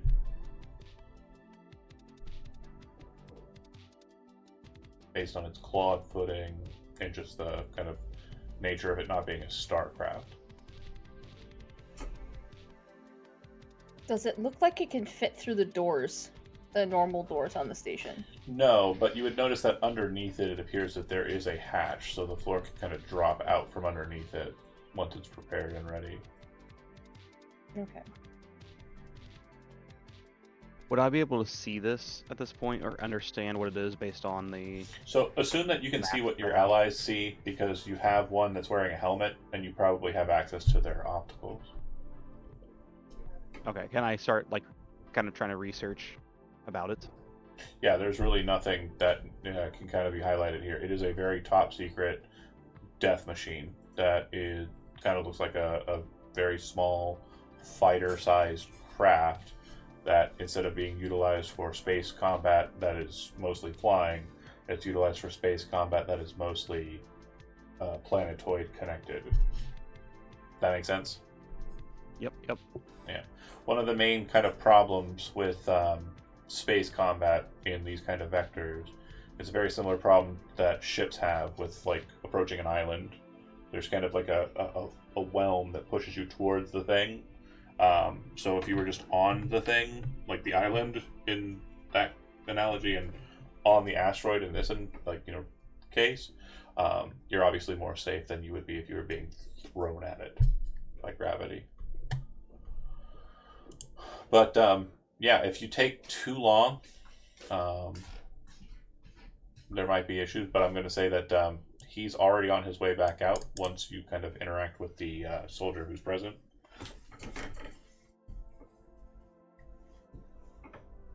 You head out, or do you try and linger and get more information?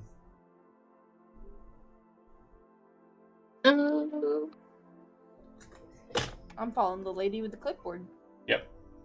So what's Pete doing? I will respectfully like turn away from like the mech, Mm-hmm. but still acknowledging the soldier who gave us some information. Just to be like, it's like, and the protocols for the hatch being secured are Being maintained, of course. They're currently on complete maglock due to the device not being ready. It is a very expensive hegemonic investment. We have ensured that it has no risk of falling out. and is it mono or dual control? Dual. Excellent. I'll just make like 2 tally marks and be like, Two-factor All right. authentication. and then yep, 2-factor. Yeah, basically What's your mother's maiden name? You would note that what he means by dual and what you probably like have implied, possibly inadvertently, but possibly on purpose. The consoles both have what appears to be like a device that kind of comes up, spins, and then drops back down. The maglock. Yeah. Yeah. Ask them what their social is. Nah. Where did they grow up? What street did they live on in the Max, 3rd where did grade? you grow up? What was their first pet? I will follow the Jane Shin. What was your childhood street name? Mhm. Okay. You head out with the Jane Shin. He'll head back to the central location. Zelry, I believe you were doing likewise.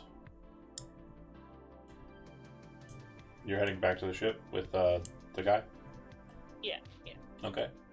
And he would say that's the entirety of the processes of the processing level, as mentioned by the taskmaster on site. The levels above are more lounge areas. If you would like, I can lead you up to the elevator, and you can make your way to the 2nd floor if you want to get a drink or get some food. My ship's right here. I could always just step in there. Of course. Everything looks to be in order. Thank you for showing me around. Yep, absolutely not a problem. And when he kind of leaves you there, he just stays outside in the doorway. If you go inside, you're kind of stuck in there because you know he'd see you if you come out. Unless you had a really good excuse, like, oh, I'm going to go get food. The rest of you make it back to the elevator, and Morag will kind of give you the same, or Molad, sorry, we'll give you the same note. If you want to go upstairs, we can take you to the 2nd floor. But if you prefer, the audit seems to be complete on the processing levels. But haven't we not got the main thing yet. Yep, we've located it and that's it. We have to figure out how we're getting it out. So I would, with the clipboard, be like, of course, we need to turn in our preliminary findings, just vet that everything is satisfied to, our scrutiny levels, and then should we need to revisit anything, we will let you know. Oh, you also mentioned that you wished to see the final product? Yes, I assumed we were visiting that in Of the way course. back. We can make our way that way. Instead, I was going to take you any gestures towards the western kind of hall, but instead we'll lead you southbound and take you back into the area. When he gets there and you're all with him, he moves to one of the cases, probably one of the ones in here that's kind of top side, and we'll open it with a little bit of effort. He removes one of the smaller looking ingots, kind of holds it up to you.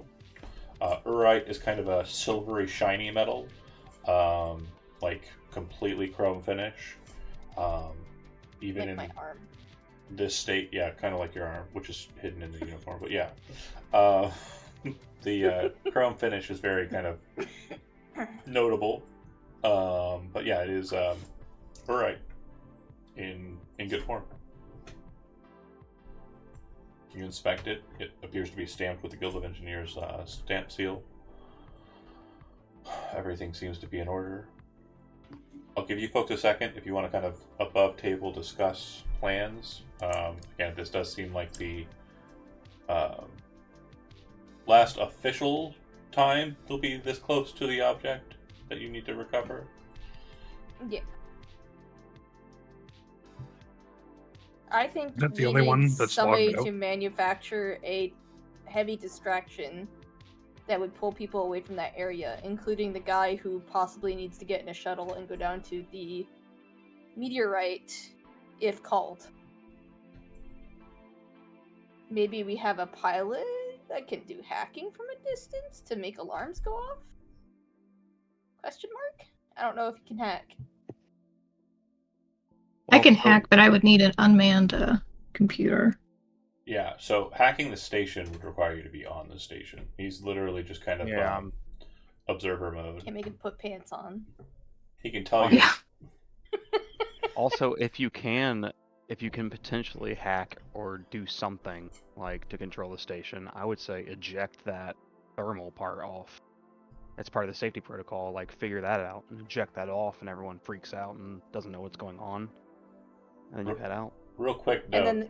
then So you're sitting there and you're like, looking at the thing and you're talking about the plan, kind of sending over texts, and then you hear footfall and you kind of look over and you, with no pants, see Captain Jazz holding a weird backpack, and he kind of stops in the doorway and looks at you, and you look at him, and feel free to interact.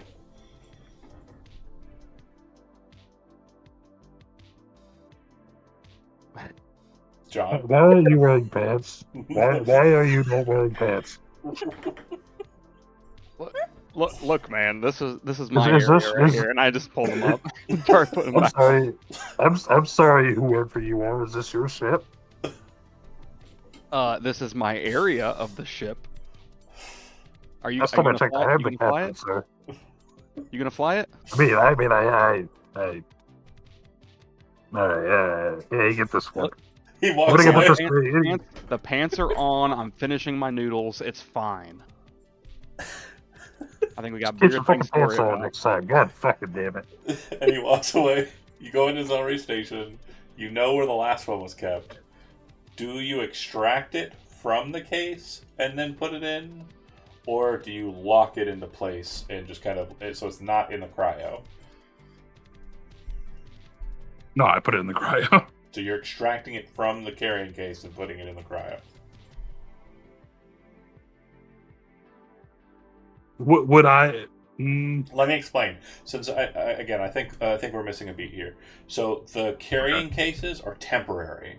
They do not have a connection or anything to a cryo cylinder.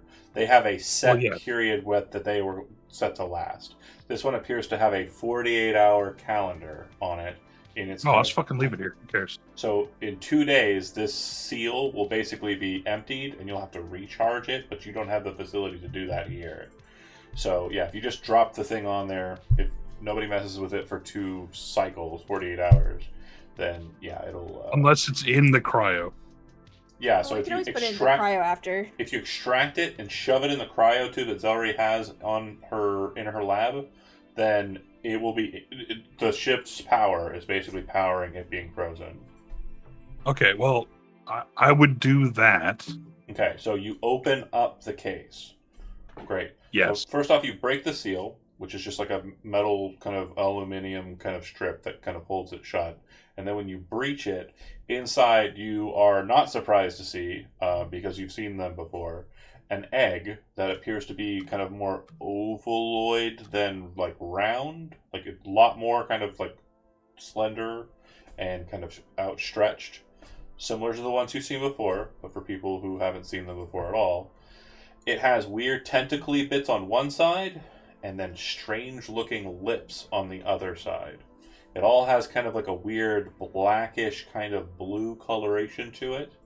And yeah, you recognize it as an egg of a Fey Night Beast. You pick it up out of the case, kind of with your hands. You're not really concerned about the goo, but you do see it, kind of this weird kind of goo on your suit. And you shove it in the cryo tube, shut it, flash freeze it, and it's in there.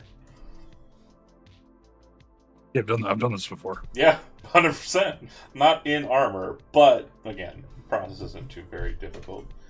Okay. Zelry, you get back on. You ask about the situation. They tell you that your soldier went back on board the ship with it to secure it. Okay. Do we know where the rest of my comrades are? Very easy for you to get that information, either by pulling out your communicator or checking in with Phoenix. I don't have my communicator. I subbed it out for spy gear. Then yeah, you would have to go inside to kind of figure out where they're at, if they're back on board or if they're in the ship, because you're probably not allowed to wander wherever you want without your detail. I'll just go back on the ship then. Okay. Head to your office? No, I'll head to, if there's no one here, then I'll head to the pilot. Okay. So I would assume that Jazz, by the time she's doing that, you're kind of making your way out of her office, so you'd basically both be on the same side of the ship, kind of walking towards each other, and you're kind of like in between you is the access to the central bridge area where Phoenix is located. Like we can see each other. Yeah, you're all within shouting distance. You're going to hear each other when you start Okay. talking. Anyone else Uh, on board? Put the egg back in the frozen thing. Alright, we're gonna want to find a buyer ASAP. Yeah, probably. So what about the thing we're actually here for? I think Cambria tagged it, but I'm not sure how we're gonna get off the ship. Pretty big. We need to go back out. Yeah, but they're still on the ship. I don't have a communicator. I don't know where everybody's at. If you guys kind of I have a communicator. you guys kind of migrated into the bridge area, and Phoenix had, like you would have when you were scolding him for not wearing pants, you would have noticed that he has a screen that has detail mapping, and it does seem to be showing their location in the ring. So again, kind of outbounding it. You folks were inside of the storage area and are looking over the product. He brings out another one of the ingots, the larger one, and gives you an opportunity to inspect it. Meanwhile, Do they have? Oh, shit. Can I use my communicator to be like, is there any more contraband that needs to be escorted off the station? fun fact, using your communicator will not sound muffled because it will be directly inside the helmet. The helmet. But I'm do we, afraid to keep it up. It's funny. But do we need anything moved off the station that's contraband?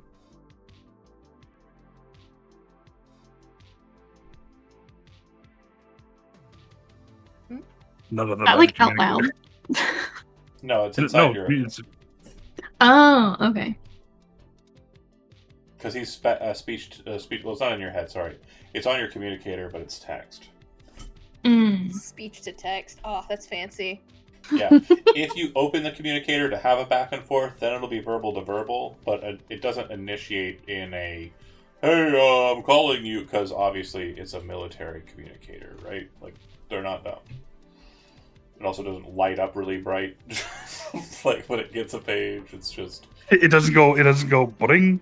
Yeah. There are no noticeable, like, markers that it is being chimed. I'll say yes. And I'll look to So, Zelry and say, what you'll note in your auditing, and this would be something Cambria would have noted, but we didn't really talk about it much because she didn't come up with that plan or that idea plan of just saying, this is bad, we got to get it off ship, is you'll note that it has already been marked as contraband, but it has also been marked as hegemonic top secret, which means that it is here, and you're probably not going to be able to play the game of, well, we get to take this because we're the auditors, because the hegemony trumps the guild.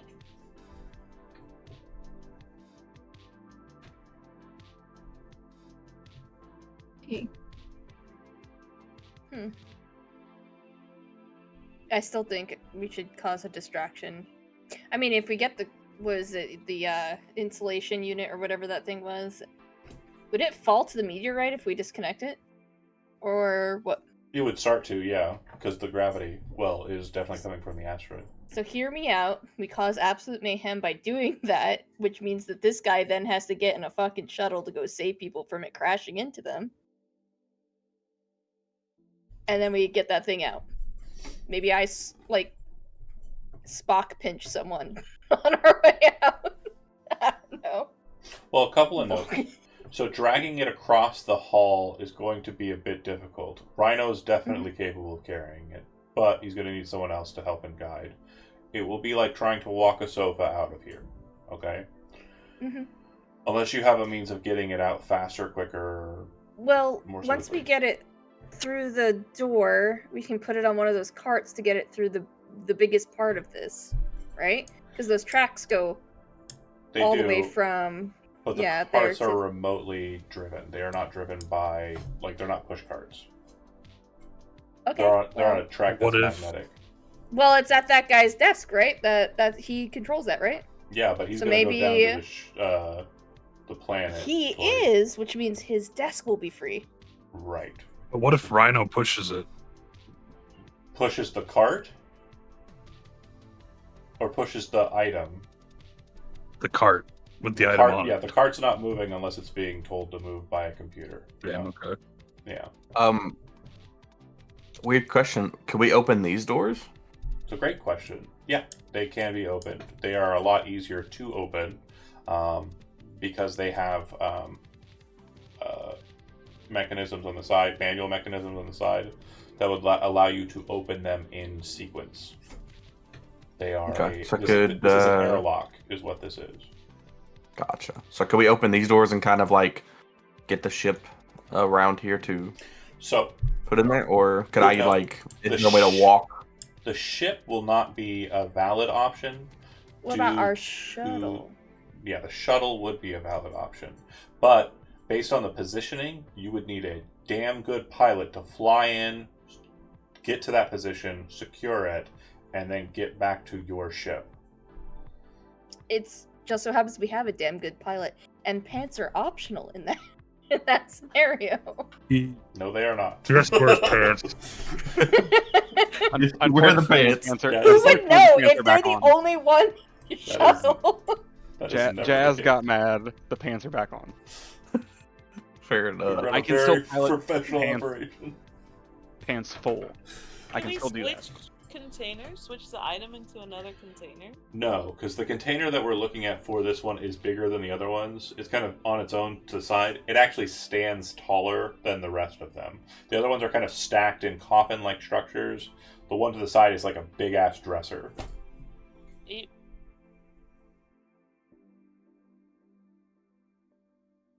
So, I mean, we could pilot it over there, but is there also a chance, like, could we get the ship, because, like, the back door is covered by the shield, right? Mm-hmm. So it's not, like, gonna shoot everything out of our storage thing if it's open.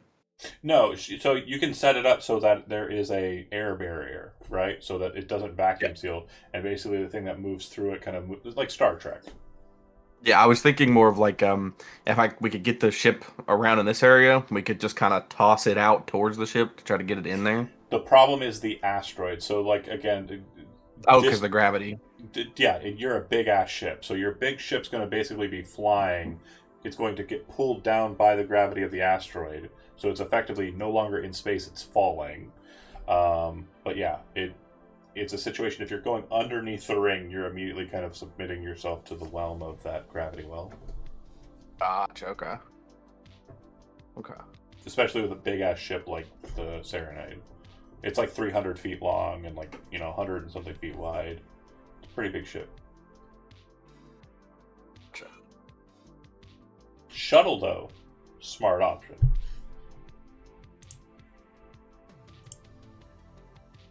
Yes, we should use the shuttle. We just gotta get that guy out of there. Which, if we disconnect shit and all that nice stuff and cause havoc, yeah. I mean, if we get the shuttle over here, we could just open the doors, and they'll probably freak the fuck out for a second. Like, why are you opening the doors? And then get them in there. And then we could put them in the shuttle, too. He seems like a very capable middle management individual. Perhaps we could initiate him to our cause. What is our cause? F. I'm getting paid.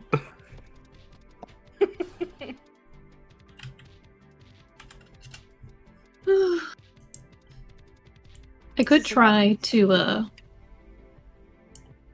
run a diagnostic or test their security system and then try to hack it. Okay. You definitely need to gain access to one of the terminals, so that's something you would need to kind of pull off. The open terminals are like being utilized, right? The terminals that you've walked past that are kind of not being utilized, they're locked out. So it seems that there's some sort of key card or something that they have on their person that they would utilize for that. And when you look to the guy in the storage container area, it looks like he has like a big fat chunky, it looks like an 8-track almost, shoved into his computer station with a lanyard attached to it. And the lanyard is like, it's marking some goofy like hegemonic conference for space engineers or the Guild of Engineers. Your presumption is that the second he gets up, he's going to pull the card and run to the shuttle, which will be his key to pilot the shuttle, which means that you need to get a card from him or someone else, or you need to hack it and use your, if you have, what are the tools called? The tools, hacking tools. Hacking tools. Yeah, if you have hacking tools, you can try and use them to hack the system.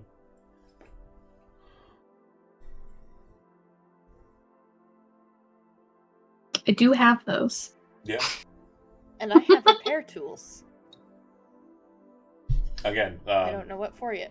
The cool guy, after kind of like just putting the ingot back, kind of seals everything up and explains the sealing process very thoroughly, all while Pete is kind of like nodding and also texting back and forth with the pilot.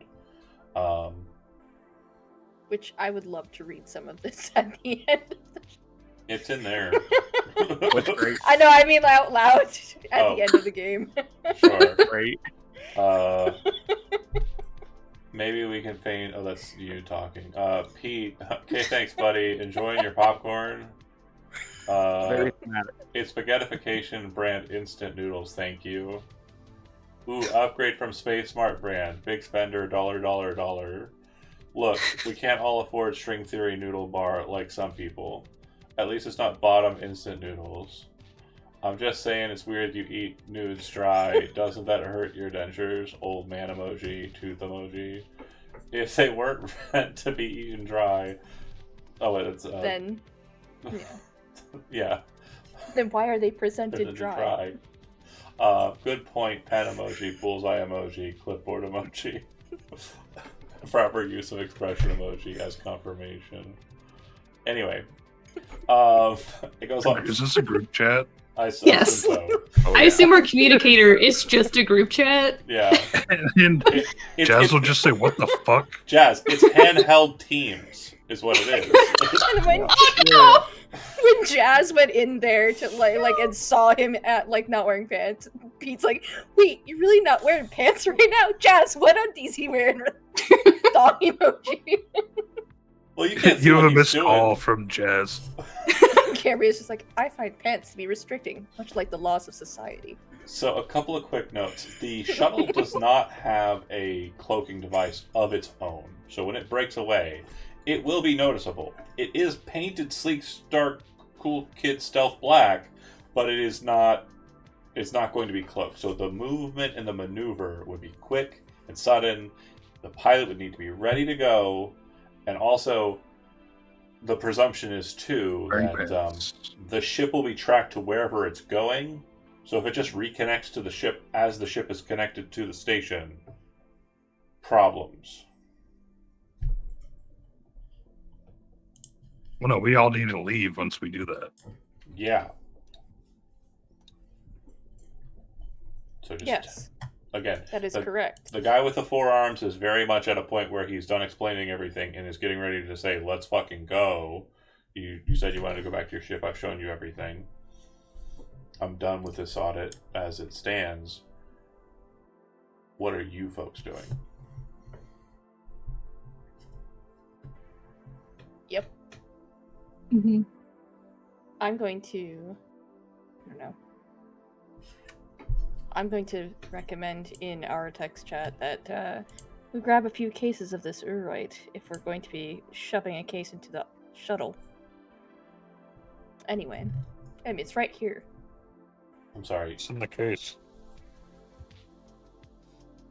you're going to be. I'm gonna doing- look at the Jane shit and be like, okay, so at what point are you wanting to run the simulation? I apologize. This must be new operating procedure simulation. Yes, a test of the security features. No, that's not necessary. The hegemony deals with the security output. That's not a matter of the Guild of Engineers. That's why we hire the hegemony. So you're saying if something would happen here, that you all would just sit in place and not do anything? There's not procedures to be followed? It depends on the state of emergency. When you say security features, you are referencing a response to potential assault from outside or potential security risk, perhaps assault from inside. That's not a matter that the engineers deal with. What we deal with is emergency situations that would arise due to operational functionality being at less than 100%, or in the event of cataclysmic failure, one of the functions present. But those are bog standard.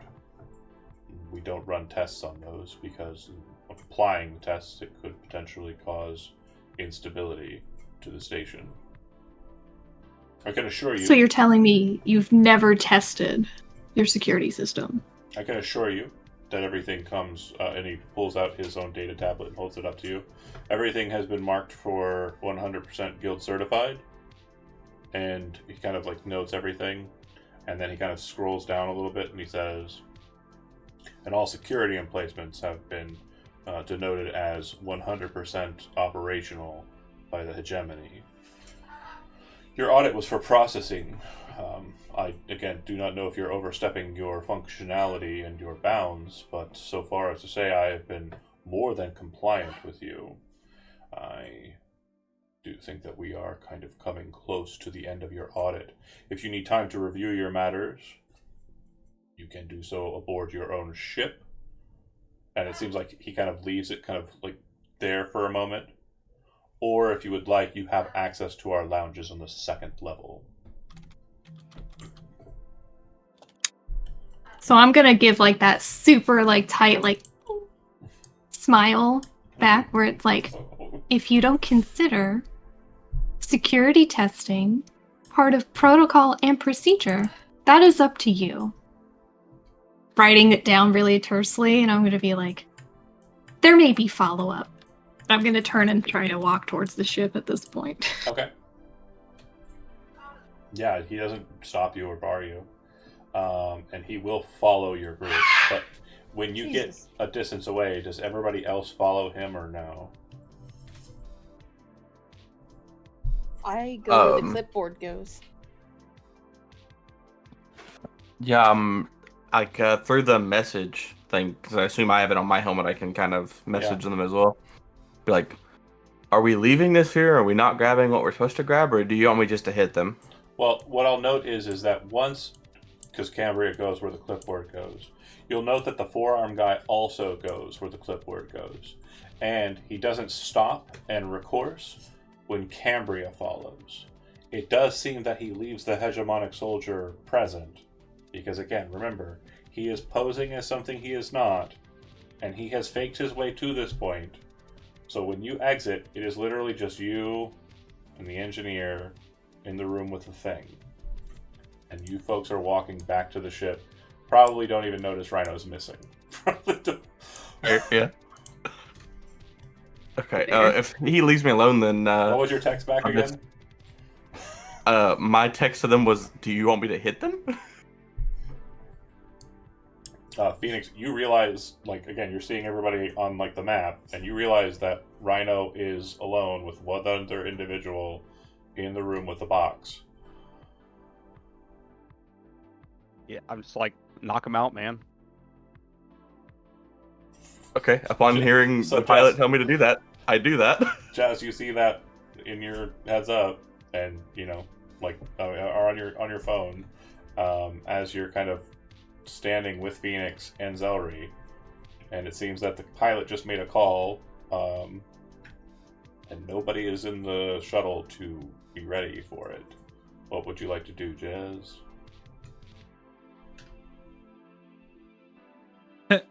Am I in the same room as the pilot? Yeah, Right now? yeah, you haven't left there yet. You and Zelry kind of came in and started looking at the maps, and everything kind of happened. I rip off my helmet and I say, "What the fuck are you doing? Get to the fucking shuttle." Just grab him, pull him up out of the chair. His pants Yeah, kind of like by his slack down hair. his thighs a bit and kind of pulls him up as he's rushing to the shuttle. Okay. Phoenix, go ahead and give me a pilot roll, and then Rhino, go ahead and... I'm sorry, what am I doing demanding rolls of you? You choose what you want to roll. Although we know it's gonna be. But, Rhino, how would you like to do this? My assumption here is two things. One, I have fine martial arts style as part of my loadout. I don't know if that'll affect anything or not, but I figure a scrap roll would make the most sense for me trying to knock him out. Yeah, could also be a skulk because you're wanting to do it quietly. Like, could also... Yeah, I'm not very skulky. Okay, so... Where is the pilot roll? It's not pilot, it's actually helm. I'm dumb. But you can choose... Okay. You can also choose skulk because you're trying to hide the ship as you're moving. There's plenty of options for you. Just describe how you want to do it, but let's settle with this first. What did you say? Martial arts, right? Yeah, I have fine martial arts style.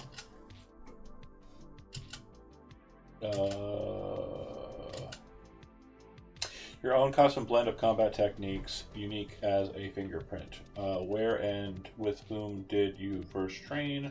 It's just an item that you can use for melee attacking. It's a muscle item, and it takes 0 load, so you're effectively functional as a combatant, despite not having a weapon, is what that does. That's what it does rules-wise. There's no damage or anything. Okay, so you're going to scrap.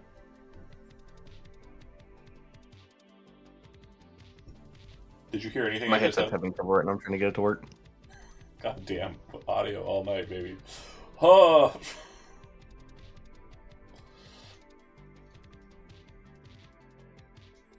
Okay, I can hear now. Okay, so martial arts just basically gives you an option to attack with without having to waste a loadout. So normally people have to like have melee weapons or anything. Fine martial arts is the muscle item that says, fuck that, I can use my fists. How you want to scrap? You want to kind of just get in and just bust them up, right? Yeah. Okay. go ahead and make a scrap roll. I've got no devils. There's no assistance here because you're the only one present. But you can push yourself if you want to give yourself a +1 dice. And there are still 2 gambit dice in the pool. Okay, and my position is We're still in risky. risky. Yeah. And would the effect be standard, limited, great, or extreme? This is going to be a great effect. Okay. We should use one of those gambit dice. If you want to use a gambit dice, and if you want to push yourself to Go get for some it. extra dice here, this would be the one to do it on. Okay, yeah, I'll push myself and gambit. Okay, you'll gain 2 stress, and then you're using a dice, so you're going to get 2 extra dice here on this.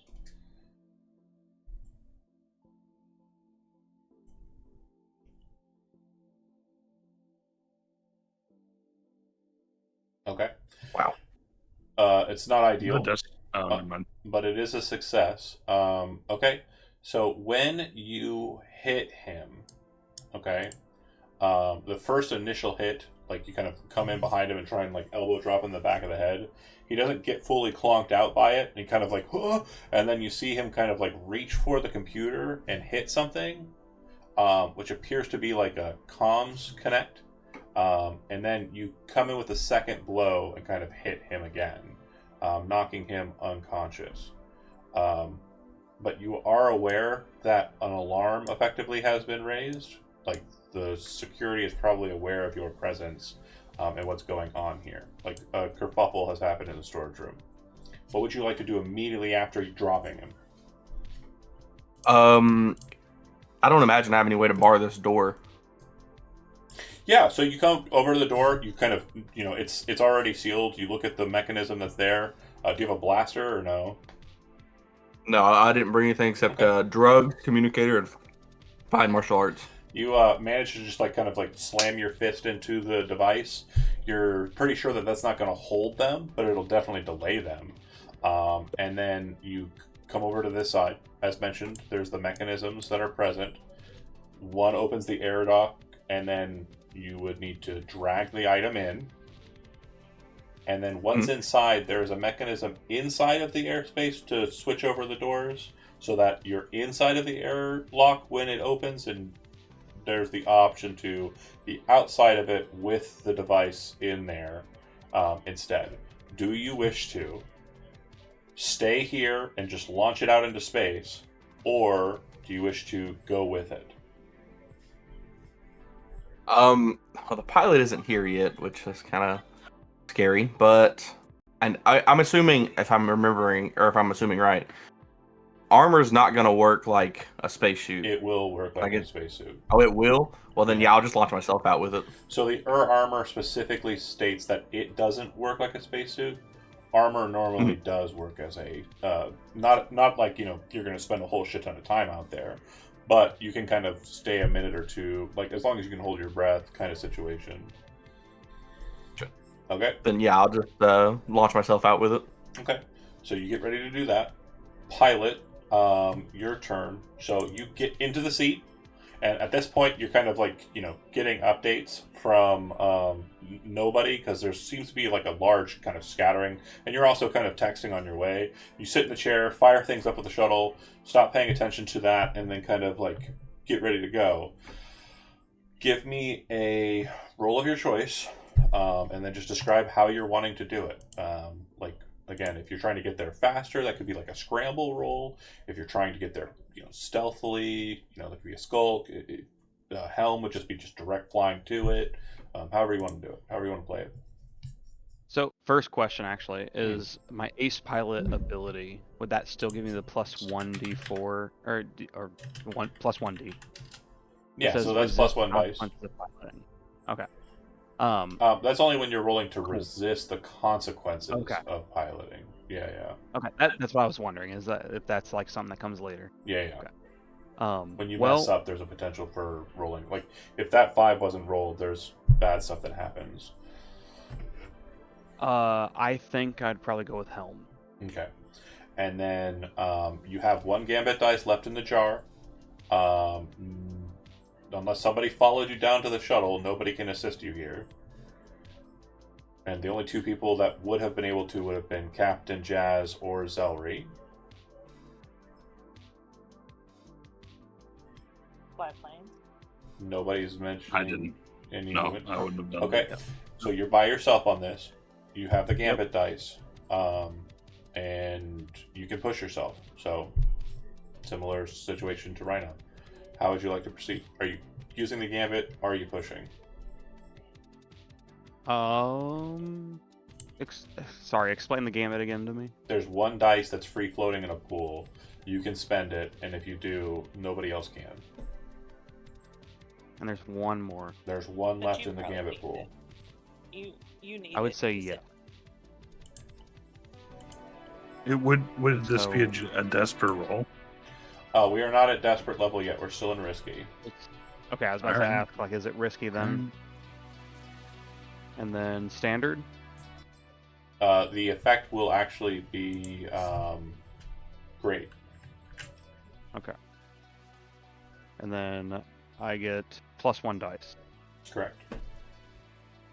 Okay. I'm really And sorry. If you push, it's +1 more dice over that, but you already rolled, so you're not pushing. And Yep. yeah, looks like you before nailed it. we. So it Oh, happens. good. The thing happens. You detach the shuttle very quickly, upending it, moving out. As you're kind of making your way, you send a ping to Rhino's communicator. Rhino, at that moment, the door's already sealed. You're kind of inside of the airlock, holding onto the device. You see the door that you closed break out as two hegemonic soldiers kind of enter into that space, and aren't there for the airlock. You throw the lever. You and the device fly out. In that moment, the two ladies who were making their way out. Again, that was a lot of time that passed, so I just want to make sure that that's very clear. You arrived here, and this is not exactly while that's happening. It's as that's kind of coming to a close. He leads you into the space and seems to be very just kind of like, back to your ship, kind of annoyed. Do you wordlessly leave him and get on board the ship? Or do you try and engage with him here in the space? No, I will in a huff. Just get on the ship. Okay. I will follow the clipboard. I will follow the clipboard. Okay. So, Captain Jazz, as the shuttle breaks away, what are you doing? I guess I'd be monitoring him on the bridge. So, when you kind of look at the situation, again, the shuttle breaks away. You know that the next step that is going to happen, and I mentioned this once before, but I will mention it again. The shuttle's probably going to be tracked. It does not have a cloaking device. It will be caught out by their command bridge, which means that once it gets away, it's going to go either flying off on its own, limited range, or it's going to reconnect with the Serenade. And then they'll know right where it is. There's no hiding that. So what would you like? We are going to disengage airlock as soon as they get on. Okay, so you're going to need to make an action here, Jazz. You are now piloting the craft. You wish Scramble. to scramble. You're breaking away from it, and you're going to get the fuck out of Dodge. Before you do that, do you check anything at all? Yeah, make sure everybody's on the ship. Everybody except for Phoenix and Rhino is on the ship. Who are they? The two doing the thing. Okay. Who are they? Because that was hilarious, and we are still in the first session, I'm going to give you a free gambit. I'm just going to give it to you. That was fucking glorious. I feel like he means it though. Who are they? Who are those two? Are they with us? It's always like, fucking. Cambria's gonna look to Awesome. Pete and say, "This man is No, strangely forgetful." The best captain. He looks ever. at Zelry. He's just like, Zel, are they with us? The only name he remembers. Yes. So, The pilot, free gambit, scramble. Go ahead and roll it. If you want to push yourself here as well, you can go ahead and do that as well.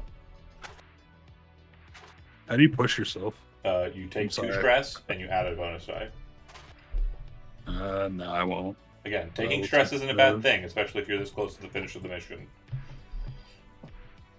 Okay, I'll take 2 stress and then I'll add 2 bonus dice. Okay. So I'm at 3 bonus dice. Yeah. Okay, so you not only complete your task, you do so exceptionally because of the double 6. So you look at this, the connection. It looks like they have manually connected with you.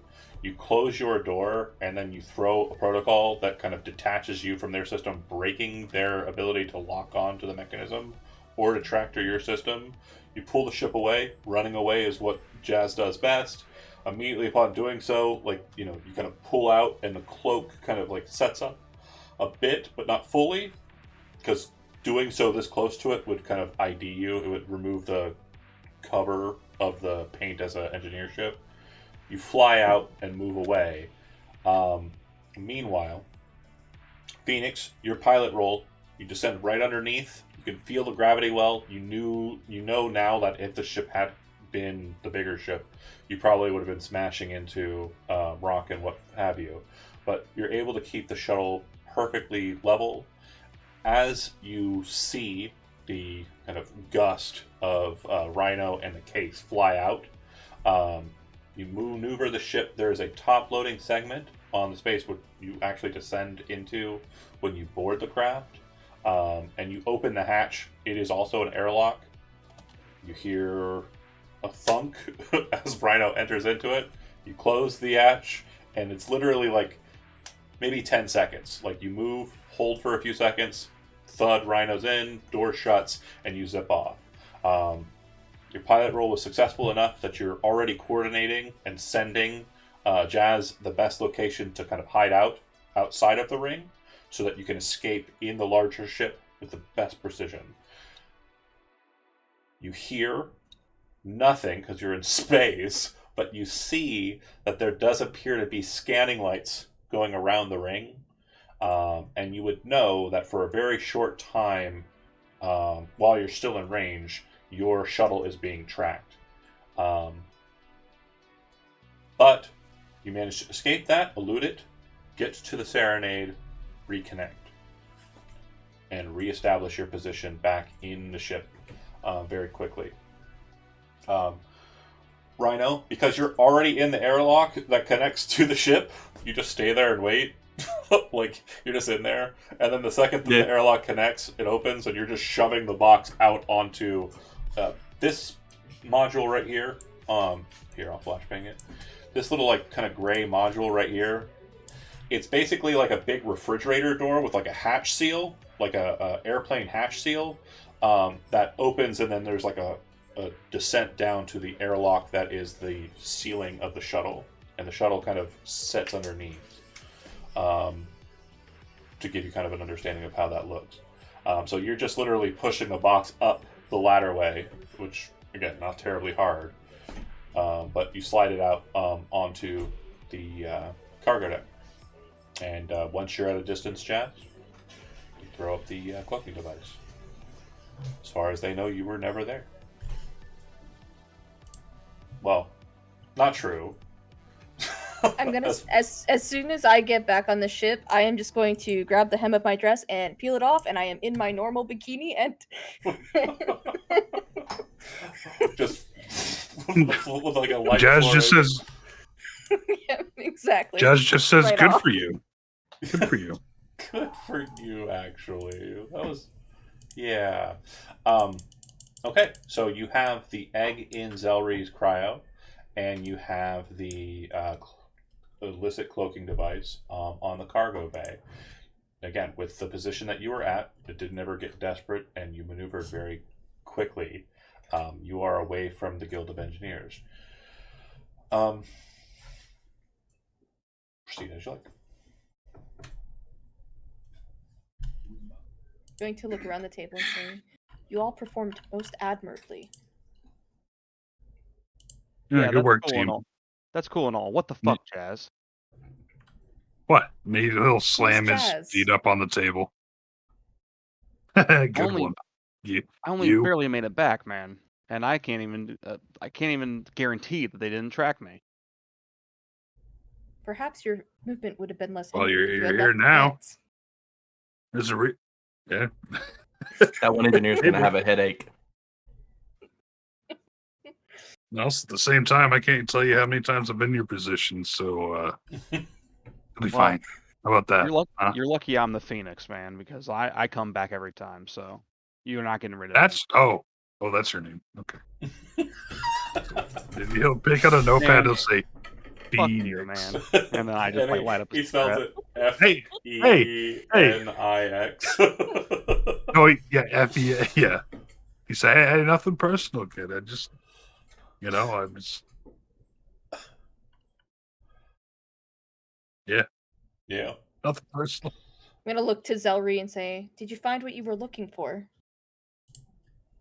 I found something that'll get us a fair bit of coin. But yeah, we got food again. What? He looks at No. Zelry. He looks at Zelry. With enough experience manipulating the way, you can slow down your metabolism, and your need for food is much less. I recommend practicing. Yeah, this was kind of an insert. I just want to make sure, your food being kind of limited. If you note the counter, there's just a bunch of potatoes that are out there. Hey, you know what? How many- Potatoes are organic. That's fancy as fuck. Well, if they're still over there, Rhino's gonna go over and grab one and start eating on it, and then sit Yeah. back down at the table. in space, not so much. You've got a plenty of organic. It's just that like the potatoes are probably like weird alien potatoes. You know how like they grow eyes when they sit inside? Those are probably like slightly moving. Actual And eyes. Rhino's like Yeah, just biting right into it. Yep. Eyes are the little green bits. Yeah, the little or white Mhm. bits Yeah. sometimes that kind of pull out the sides. Yeah. But these ones have like actual eyes. Yeah, right, exactly. Like they're like Thunder wiggly, agrees. and they kind of have like a weird kind of like light sensitive pupil bit at the top, the tip. This one doesn't anymore. This one does not have those anymore. I eat those first. That's nutrients than those. That part has extra protein. Right. Extra protein, yeah. As he's grabbing them, say, "Hey, big guy, throw me one of those." I'll throw him one. The I catch iPad it. squishes in the hand. And I eat it like I eat it like an apple. Hell yeah! So Rhino and Jazz are on the same wavelength there. What would be the next step that you want to engage in? Let's get to the cellar. Okay. Or the purchaser. So I meant.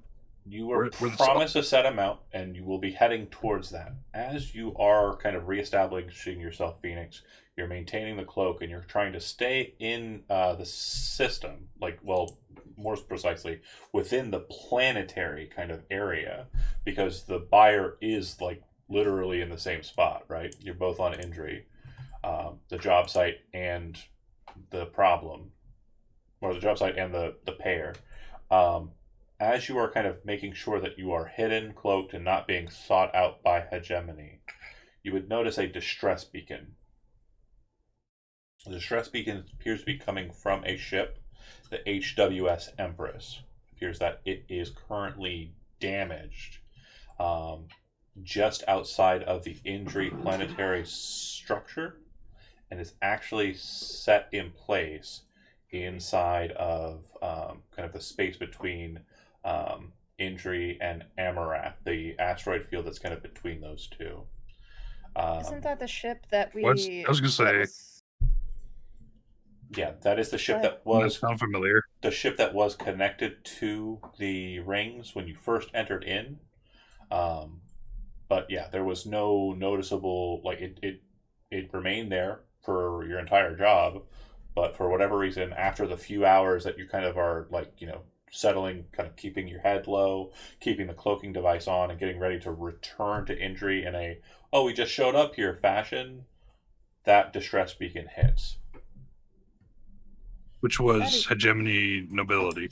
Specifically House Hachi nobility. That is The people most from the last. unfortunate for them. Right. Remember, the only sole remnant of that noble family that we mentioned in the prelude was the princess, who is loyal to the rebellion against the hegemony. So she basically has a position of power in the hegemony and was keeping Hachi ruled by the people of Hachi instead of being ruled by the hegemony. Can we establish comms? No. You attempt to, but no comms are able to be attained here.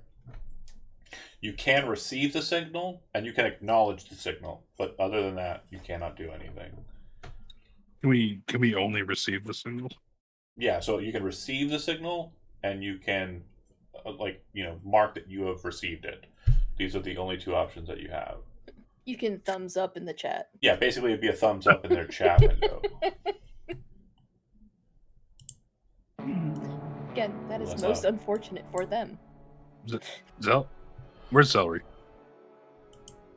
So I want to make sure that we understand the mechanic that is at play here. Your job is to return the cloaking device to the buyer, whose name I've already forgot. He's that important. You can do that, but if you wish to sidetrack and do a different thing while you have that device on you, you would have to notify the buyer and continue. Jobs will sometimes hit situations where you're not getting the payoff and upkeep and downtime that you were promised after a job. So you can either go to that. If I do a flashback, Yeah. how much interaction did we actually have with them?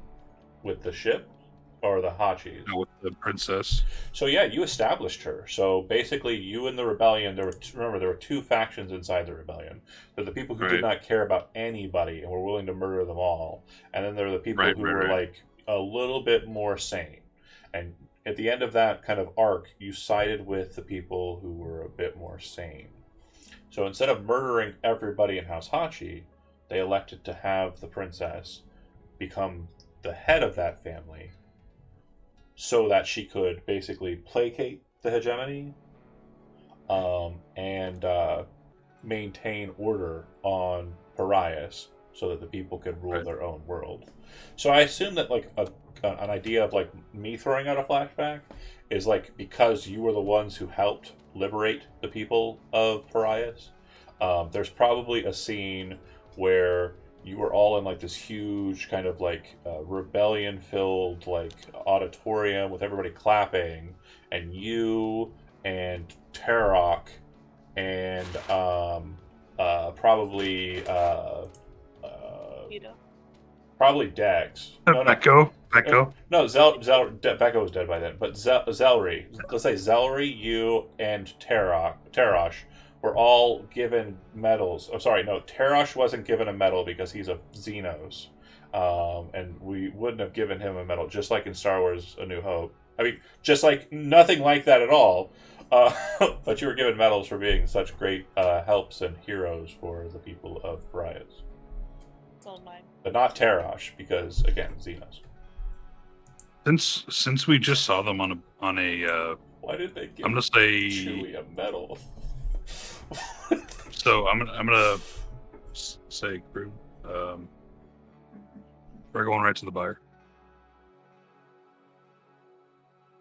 They were just on a hegemony station. I'm gonna look to Pete. But what if they need it more? They might pay more for it. They are issuing a distress beacon. I don't think they are in the position to buy whatever cargo we just had or have. Good one. Okay. Anybody attesting the captain? If anything, and he Contest. points and he says that's bait.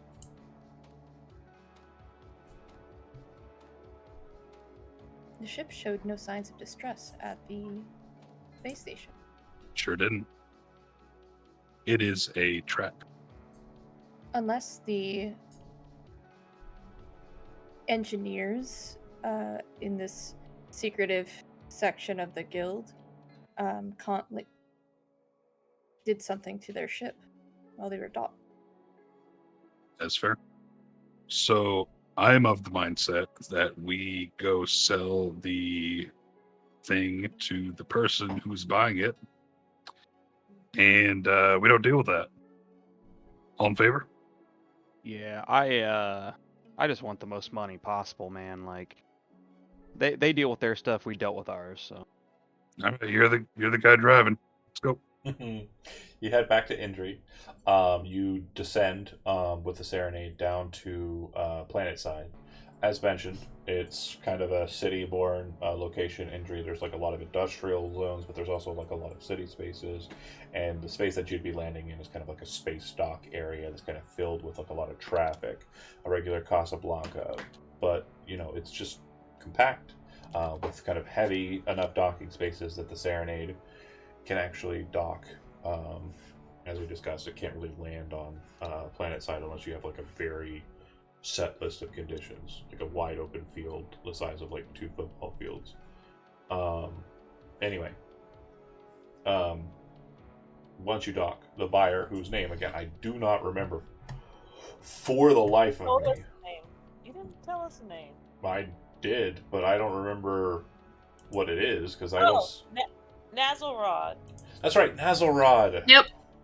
Nazzlerod. So he would meet with you, probably at some scummy dive bar near your docking station, and he'd pay you 6 cred. Is he a way user? Is he a way user? He's not. Nazzlerod is not. He pays you 6 cred, which is pretty standard for a standard job. This was, you felt, was a bit of a small job or a minor job. I mean, just to boost 1 item, which would normally afford like 2 or 4 cred. So just kind of as a heads up there. So the 6 cred will go to your crew. There's the upkeep stage after payment is received.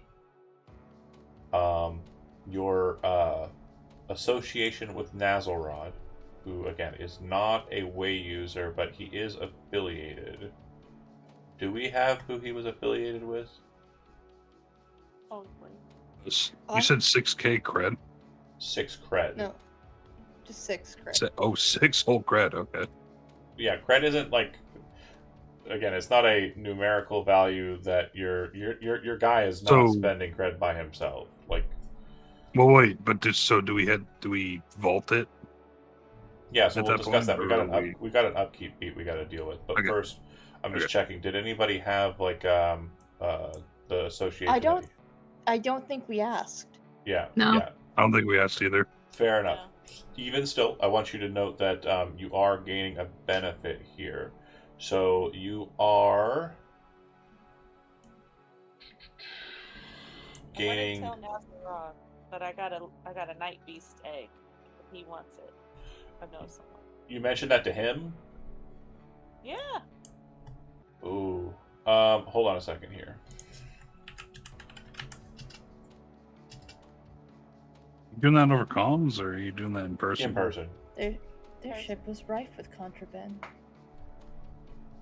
How many people were we able to set up who's going to that? Sorry, hold on a second here. So Oh, did you only want that for me and you, Captain? he is associated with. I think it's the Ashen Knives. Double checking. Friends with the Ash. Yes, he is. So your faction score with the Ashen Knights goes up by 1. Sweet. That's a good one. And for those who are not familiar, the Ashen Knives are a once lean and battle-ready crew.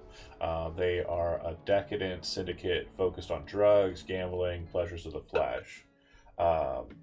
Basically, they used to be like really big deal kind of rebel types, but they kind of just found that it made money and said, fuck it. Dollars. And your association with the Guild of Engineers will decrease by 2. That was us. Which should be on your ship character sheet. I think.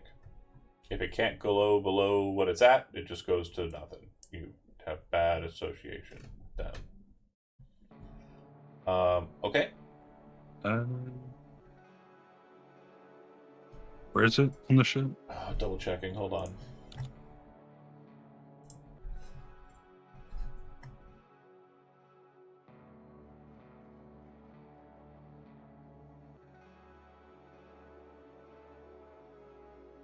Huh. I thought it had like its little subsection. Oh, contacts. I guess. I mean, I just wanted to have its own little chart system. Just go ahead and notate it in contacts. Put Ashen Knives. You should be at a value of +2, and then Guild of Engineers -2. You see that? Yeah, you got it. And then Right, +2 modify. just don't they have like a little note spot in it? No. They don't. I could do not that. I did that, just like that. You see it? Yeah. Cool. Okay, then let's get back to downtime. Again, we got about 10 minutes. I just want to make sure we get this stuff handled, just in case I need to build a character between now and then. That'll make more sense in a second. Downtime. You are in your leisurely state on injury. You are taking some time between this job and the next job. Basically, you're drinking, you're gambling, you're fornicating, you're whatever you're doing. Sometimes all three. Potentially show. Because you skipped the Empress gig, I'm gonna say that we are... What are we looking at? Downtime. Go to the... What's the page? Why is it... No, oh my god. Okay, bear with me here. For some reason, I had the page bookmarked and it did not give me what I wanted. Going back to the gosh darn. Did you try holding a knife to its throat? It does not have a throat. To its Okay. junk. So ship parts wear out, fuel, repair costs, etc. So your upkeep is the system quality plus crew quality divided by 4. So for the Stardust Serenade, that would mean that your ship quality is 2, and I think your crew quality is 2 as well. Double checking. I haven't fucked with it.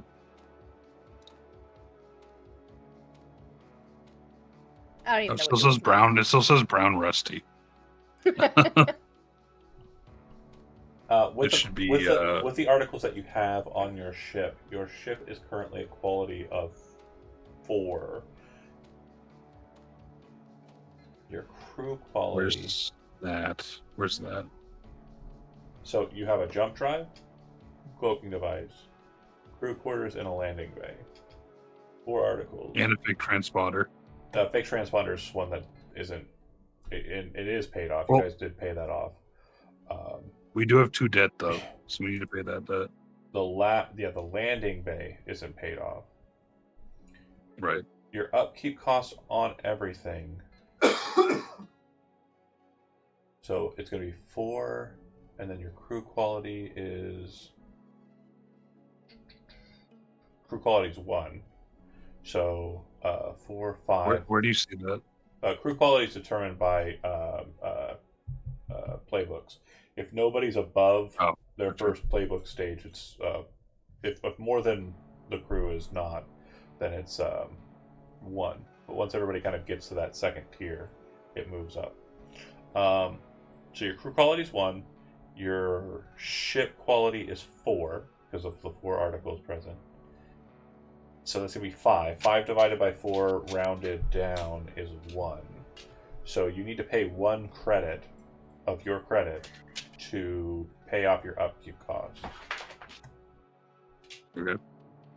Then, with the remainder, it's usually wise to give everybody 1 credit as payment for the job so that they have credit. You had 2 credit on stash, and you have 5 credit remaining. So you can use the 2 credit to pay the debt and then pay everybody 1, except for yourself. Jazz? Yeah, that's actually what I was going to do. Okay.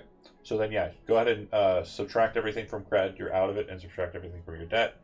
Everybody else gained 1 cred. Okay. Sorry, we might... Oh, we're doing okay on time. Okay. You're fine. Now, you aren't skipping the upkeep here. We are actually doing it. If you were to skip the upkeep, we would roll a upkeep roll, and it could be the case that if you roll high, that your ship kind of fucks up a bit. Like a system is badly damaged, you have to repair it, etc. Okay. Then we determine heat. In the sector that we are in, I have determined that you will be gaining 2 heat for the activities. Contained standard exposure. It's because too many people were wearing pants. Thank you. Pants make you accumulate heat. 2. That makes sense. So let me explain what heat means. Exactly. The hegemony is basically operating in all systems, okay? Your heat in this neck of the woods is a little high because a ship of this older class variation with a shuttle did a job on a hegemony-backed facility. So they're on the lookout for that, but it's not like everybody's on the lookout for that. There's just a minor kind of notice that's kind of up and about it. Once this becomes enough heat to fill out to a wanted level, that's when we start getting into the kind of Grand Theft Auto mentality. People are chasing you down. Make sense? And you can burn heat and wanted levels with downtime. Entanglements, we are not dealing with anything here. We don't have any entanglements that are kind of situationally present here due to that value. Then we get into downtime activities. Everybody gets a total of 2 downtime activities that you can perform. Acquire asset, craft, indulge vice, lay low, long-term project, recover, repair, train. Acquire assets basically lets you gain temporary use of an asset for a future gig. A contractor, so you get an extra person, an NPC, that kind of joins up with your crew and will help with the next job. Acquire assets could be you get a vehicle, like a ground vehicle, or a legal ship module, like something for your ship that you might need. You can get 1 special item, or a set of common items for the whole crew, or you can gain a service. Transport from a smuggler or driver, use of a warehouse for temporary storage, legal representation, etc. Crafting, you start building something. You build an item you studied the schematics for. That's on page 282 for more details. Indulge vice recovers stress. If you don't have any stress, indulging vice is pointless. But if you do have stress, this is the way you would get rid of it. Lay low. If you want to reduce your crew's heat, you personally can lay low, but you need to be in another system to do so. So if you are not leaving injury, which I don't think that anybody is set on doing, right, Captain Jazz? I don't think so. Okay. Then yeah, you can't really use the lay low action here. Long-term project, you start working on something, a task, researching a specific thing that you recovered or item that you have. This could benefit you in learning how to process or utilize an item. So for example, the armor and other items in your notifications stated that they manufacturing process undetermined. If you research those, it's a possibility that you can learn how they are created and make duplicates. And then recover. When you recover, you seek treatment and heal your harm. Nobody has taken harm yet. Nobody was really damaged here. But that's how that would go.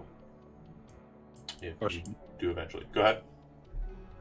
Should we shift our vote, re-vote our special ability for the ship since it's a new crew? No. Okay. Unfortunately, we are stuck with the same one.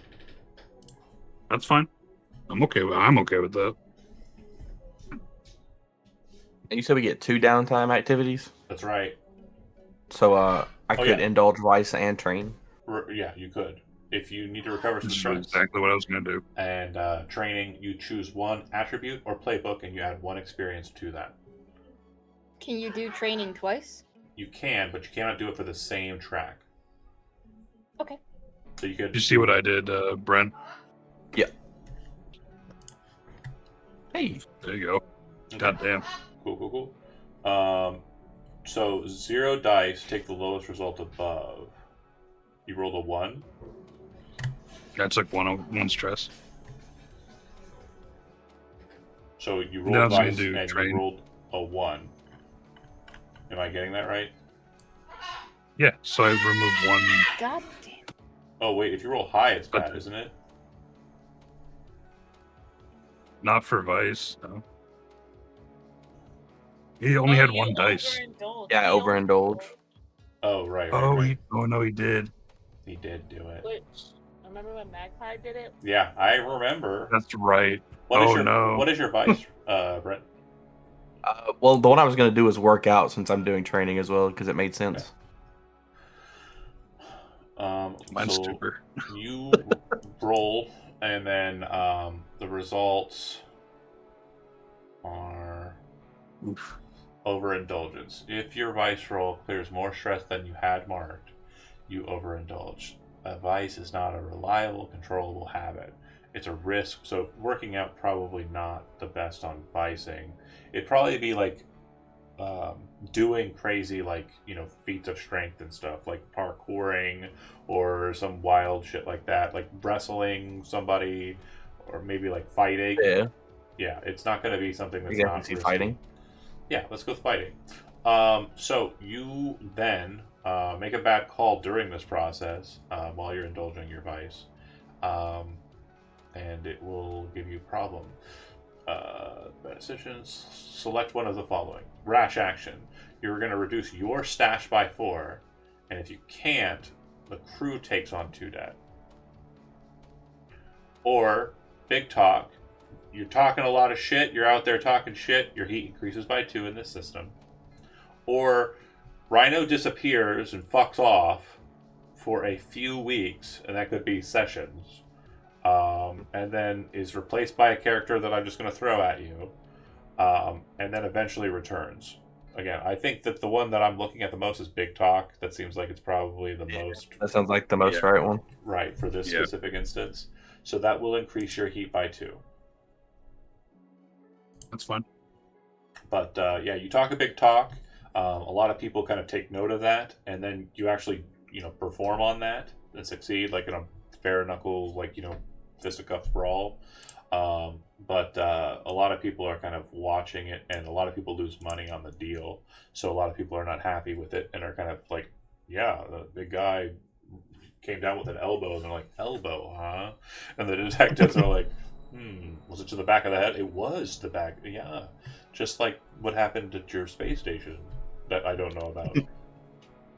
Okay, and then training, you put 1 XP on the tracker. Go ahead, John. So, when you put it in a training, you put it in with the insight, prowess, or resolve, right? So attribute or playbook. Yeah, so the attribute is the insight, prowess, or resolve. Correct.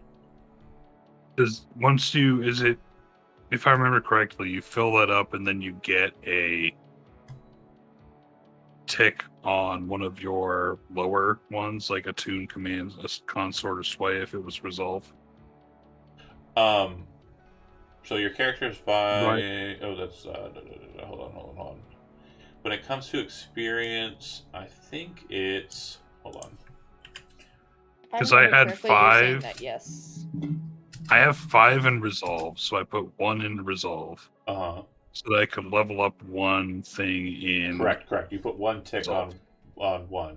Hold on. Because that would be 6. Right. Hold on. I'm Or checking. is it once you... Yeah, once you reach 6, yeah. Right. Once you're And then over it, and that new place. And then it put in. clears out that meter.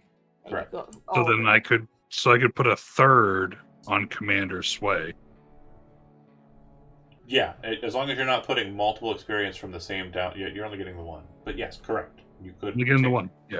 take it over into Commander Sway and then null out your track. Got it. Okay. Done. Michael, Artie, either of you two have any questions on anything?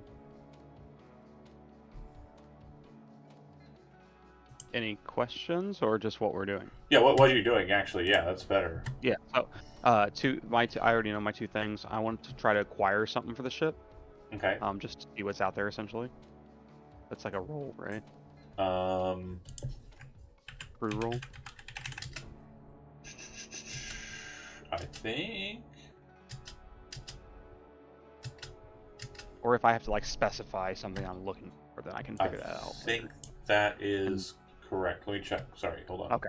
For sake of time, I can wait and figure it out. No, it's fine. We're gonna go a little over if that's okay with folks. Okay. Not terribly over. Yeah. Probably no more than 10 minutes. So My acquire other thing is asset. very specific. Acquire asset's either going to be a contractor, so like a person you're adding to the team for a short while, a vehicle or a ship module, okay? Yeah. A special item, one special item, or a set of common items for the whole crew, or a service. This could be transport from a smuggler or a driver, use of warehouse for temporary storage, legal representation, information brokers, stuff like that. You could get the good Definitely a ramen. ship. Yeah. Definitely a ship module. Okay. So then go ahead and roll a crew quality roll.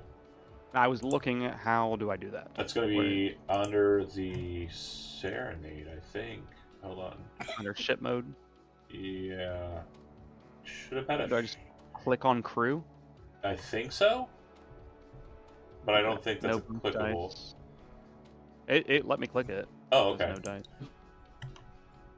It didn't do anything when you clicked it? Oh, Yeah, I wasn't nope. sure what the crew quality was. It just says no attribute was found for at Falco Phoenix. Huh. Because if you look here, Yeah, there's like a lot of red. Oh, there we go. I can roll crew. Correct. Oh, and so okay, it you should did be one dice. Your crew quality is 1. It's just 1d6. It's 0. Right now. No. It should be 1. So change No, it but to if you 1. look at the sheet, I'm telling you, Oh, on the change sheet, it to change it to 1.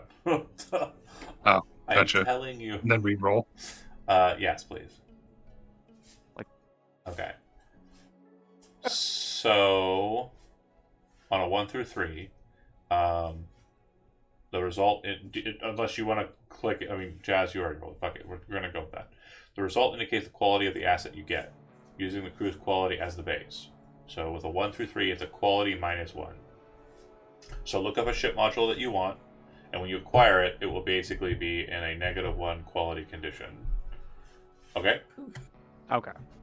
And then for the second thing, I have a long-term project that I want to do, which is I'm trying to find my past mentor who betrayed me. Okay. So I'm going to pull these off the beat here, because they are invisible to you lot. This one here is your tracker, and I'm going to say that with that, you're going to add 1. Bear with me here. Multi-sided, two-side, add 1. Oh, whoa. But for why though? Multi-sided, two-side. There we go. So, this is. Can you tell me what the research process is again? I'm just going to be like kind of calling in all the different contacts that I have, like No Face and all of them, like trying to find out where this guy is. Trying to find If who? they've heard of him since. Who are you trying to find again? My mentor, the one who taught me everything, but then stole the ship and left and ditched us all. And do we have a name for him or no? I don't have a name yet. I can Okay, come up okay. with a name later. I've typed in the trying to find his mentor as the tooltip. If you hover your mouse over that, it'll show you trying to find his mentor. I'll put your name next to it, so that we know that it is Phoenix. Also try Kimmy Steve. Okay, perfect. Where would that be? Oh, I didn't pull you over to the right map. Hold on. Wait, no, here we go. Okay, Right here. I'm still on the. Oh, okay, gotcha. Yeah. So this is the tracker here. And so that'll stay there. And as far as you go, once you get to the maximum of this, which is, again, it's a long-term project, Yep. the more downtime activity you spend doing it, the sooner it'll get to the point. Okay. And for you, Artie? So what exactly is the point of the playbook advancement? Sure. So I believe you get different special abilities when you advance. Mhm. Playbook. Advancement.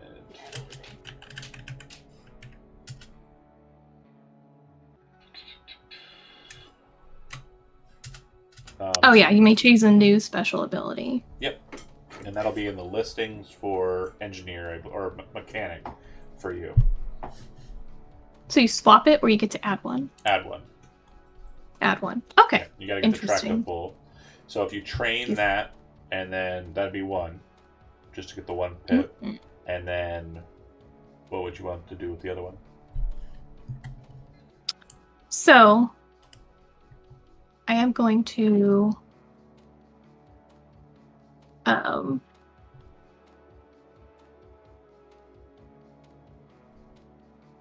I actually wanted to train an ability. An attribute.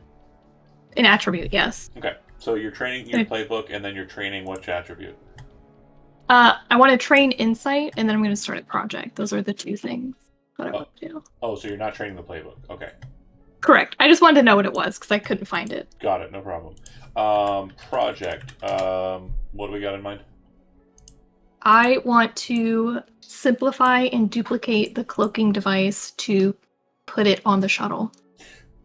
The cloaking device that you... Okay, got it.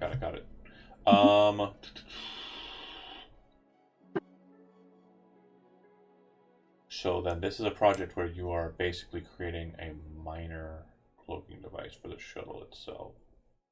Okay. Just trying to figure out what the long term on that would be.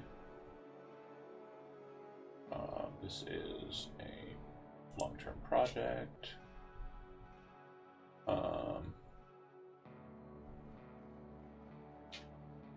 Oh, okay. Sorry. Hold on a second.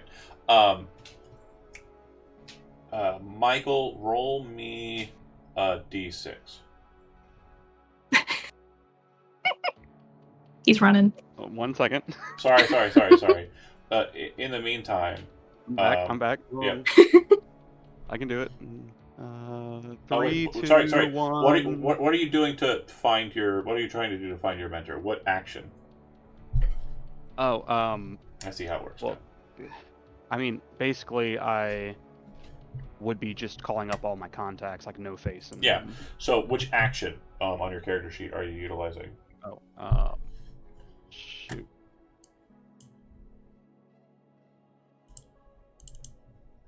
And this is something I should have just did her first. Actually, now that I think about it. Oh, you're talking about like from Insight, yeah. Prowess, Resolve, and all that. Are you using Rig to try and like get to it, or are you trying to study the cloaking device? Which of the actions or whatever else, Pete, are you trying to do for your action to minimize or create a minimal size cloaking device?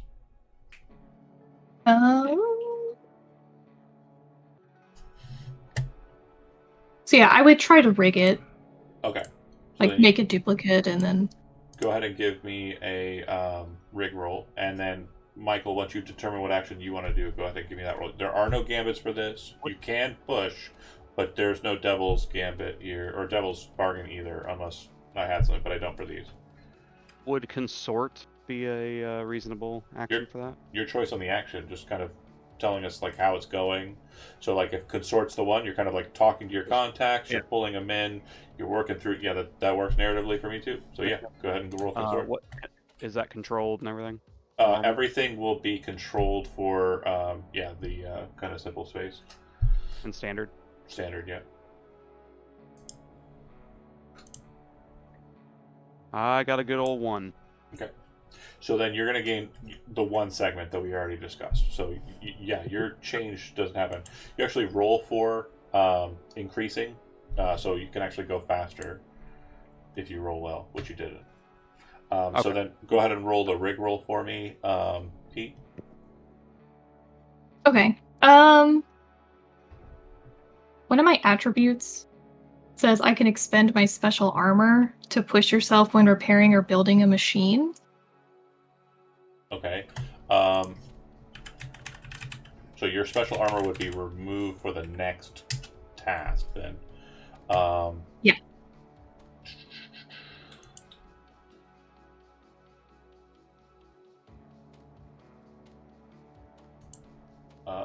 special armor is located on page 57.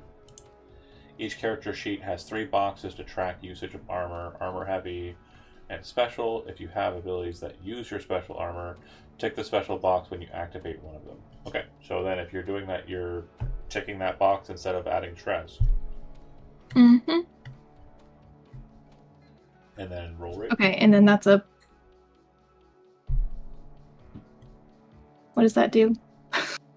Push yourself? Plus 1 dice. So +1, okay. I thought so.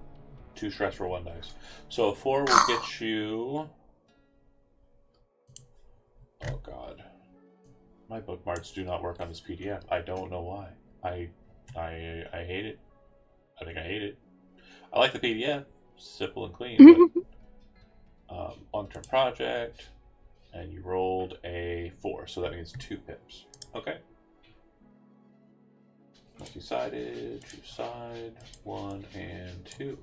And then this is build a cloaking device extension for the shuttle. Okay. Cool. Obviously, the shuttle does not have the power to power a cloaking device, doesn't have like a full engine, but basically the extension for that, what I mean to say is it will be able to cloak just like it's on a cloaking device once you get this built, but it is not going to cost you a module, nor is it going to take up a module space, because you already have the module that's performing the function. Does that make sense? It's like a secondary. The Wi-Fi extender. Yeah. It's get the spy-fi. I'm gonna go ahead and jump out the window. It's Okay. the Wi-Fi. Celery, what are your projects and shenanigans? Playing the egg and training. You said sell the egg? To sell the egg and train, yeah. Okay. So if you sell the egg, I'm going to give you 2 credit if you're just selling it straight up. No problems. What do you mean, no problem? Yeah, there's no issues. You're able to sell it on the black market in injury for 2 credit. If you want to just straight up sell it. Well, Alright. Okay. Yeah, it's no longer your problem. Someone else's. And yeah, you do it through what's his name? So you don't really get the contact. You don't even know who it went to. And then what was the other one? Train. Okay, go ahead and mark it. And then Lark, did we already get you? no, but I'm going to do training in the playbook and in Resolve. Okay.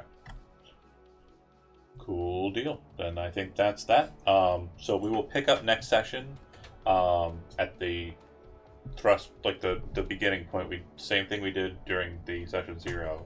We'll be moving through it a little bit more quickly because it'll be a little less confusing for everybody since we've already done it before. And then we'll move into engagement and the like. You will be still on injury.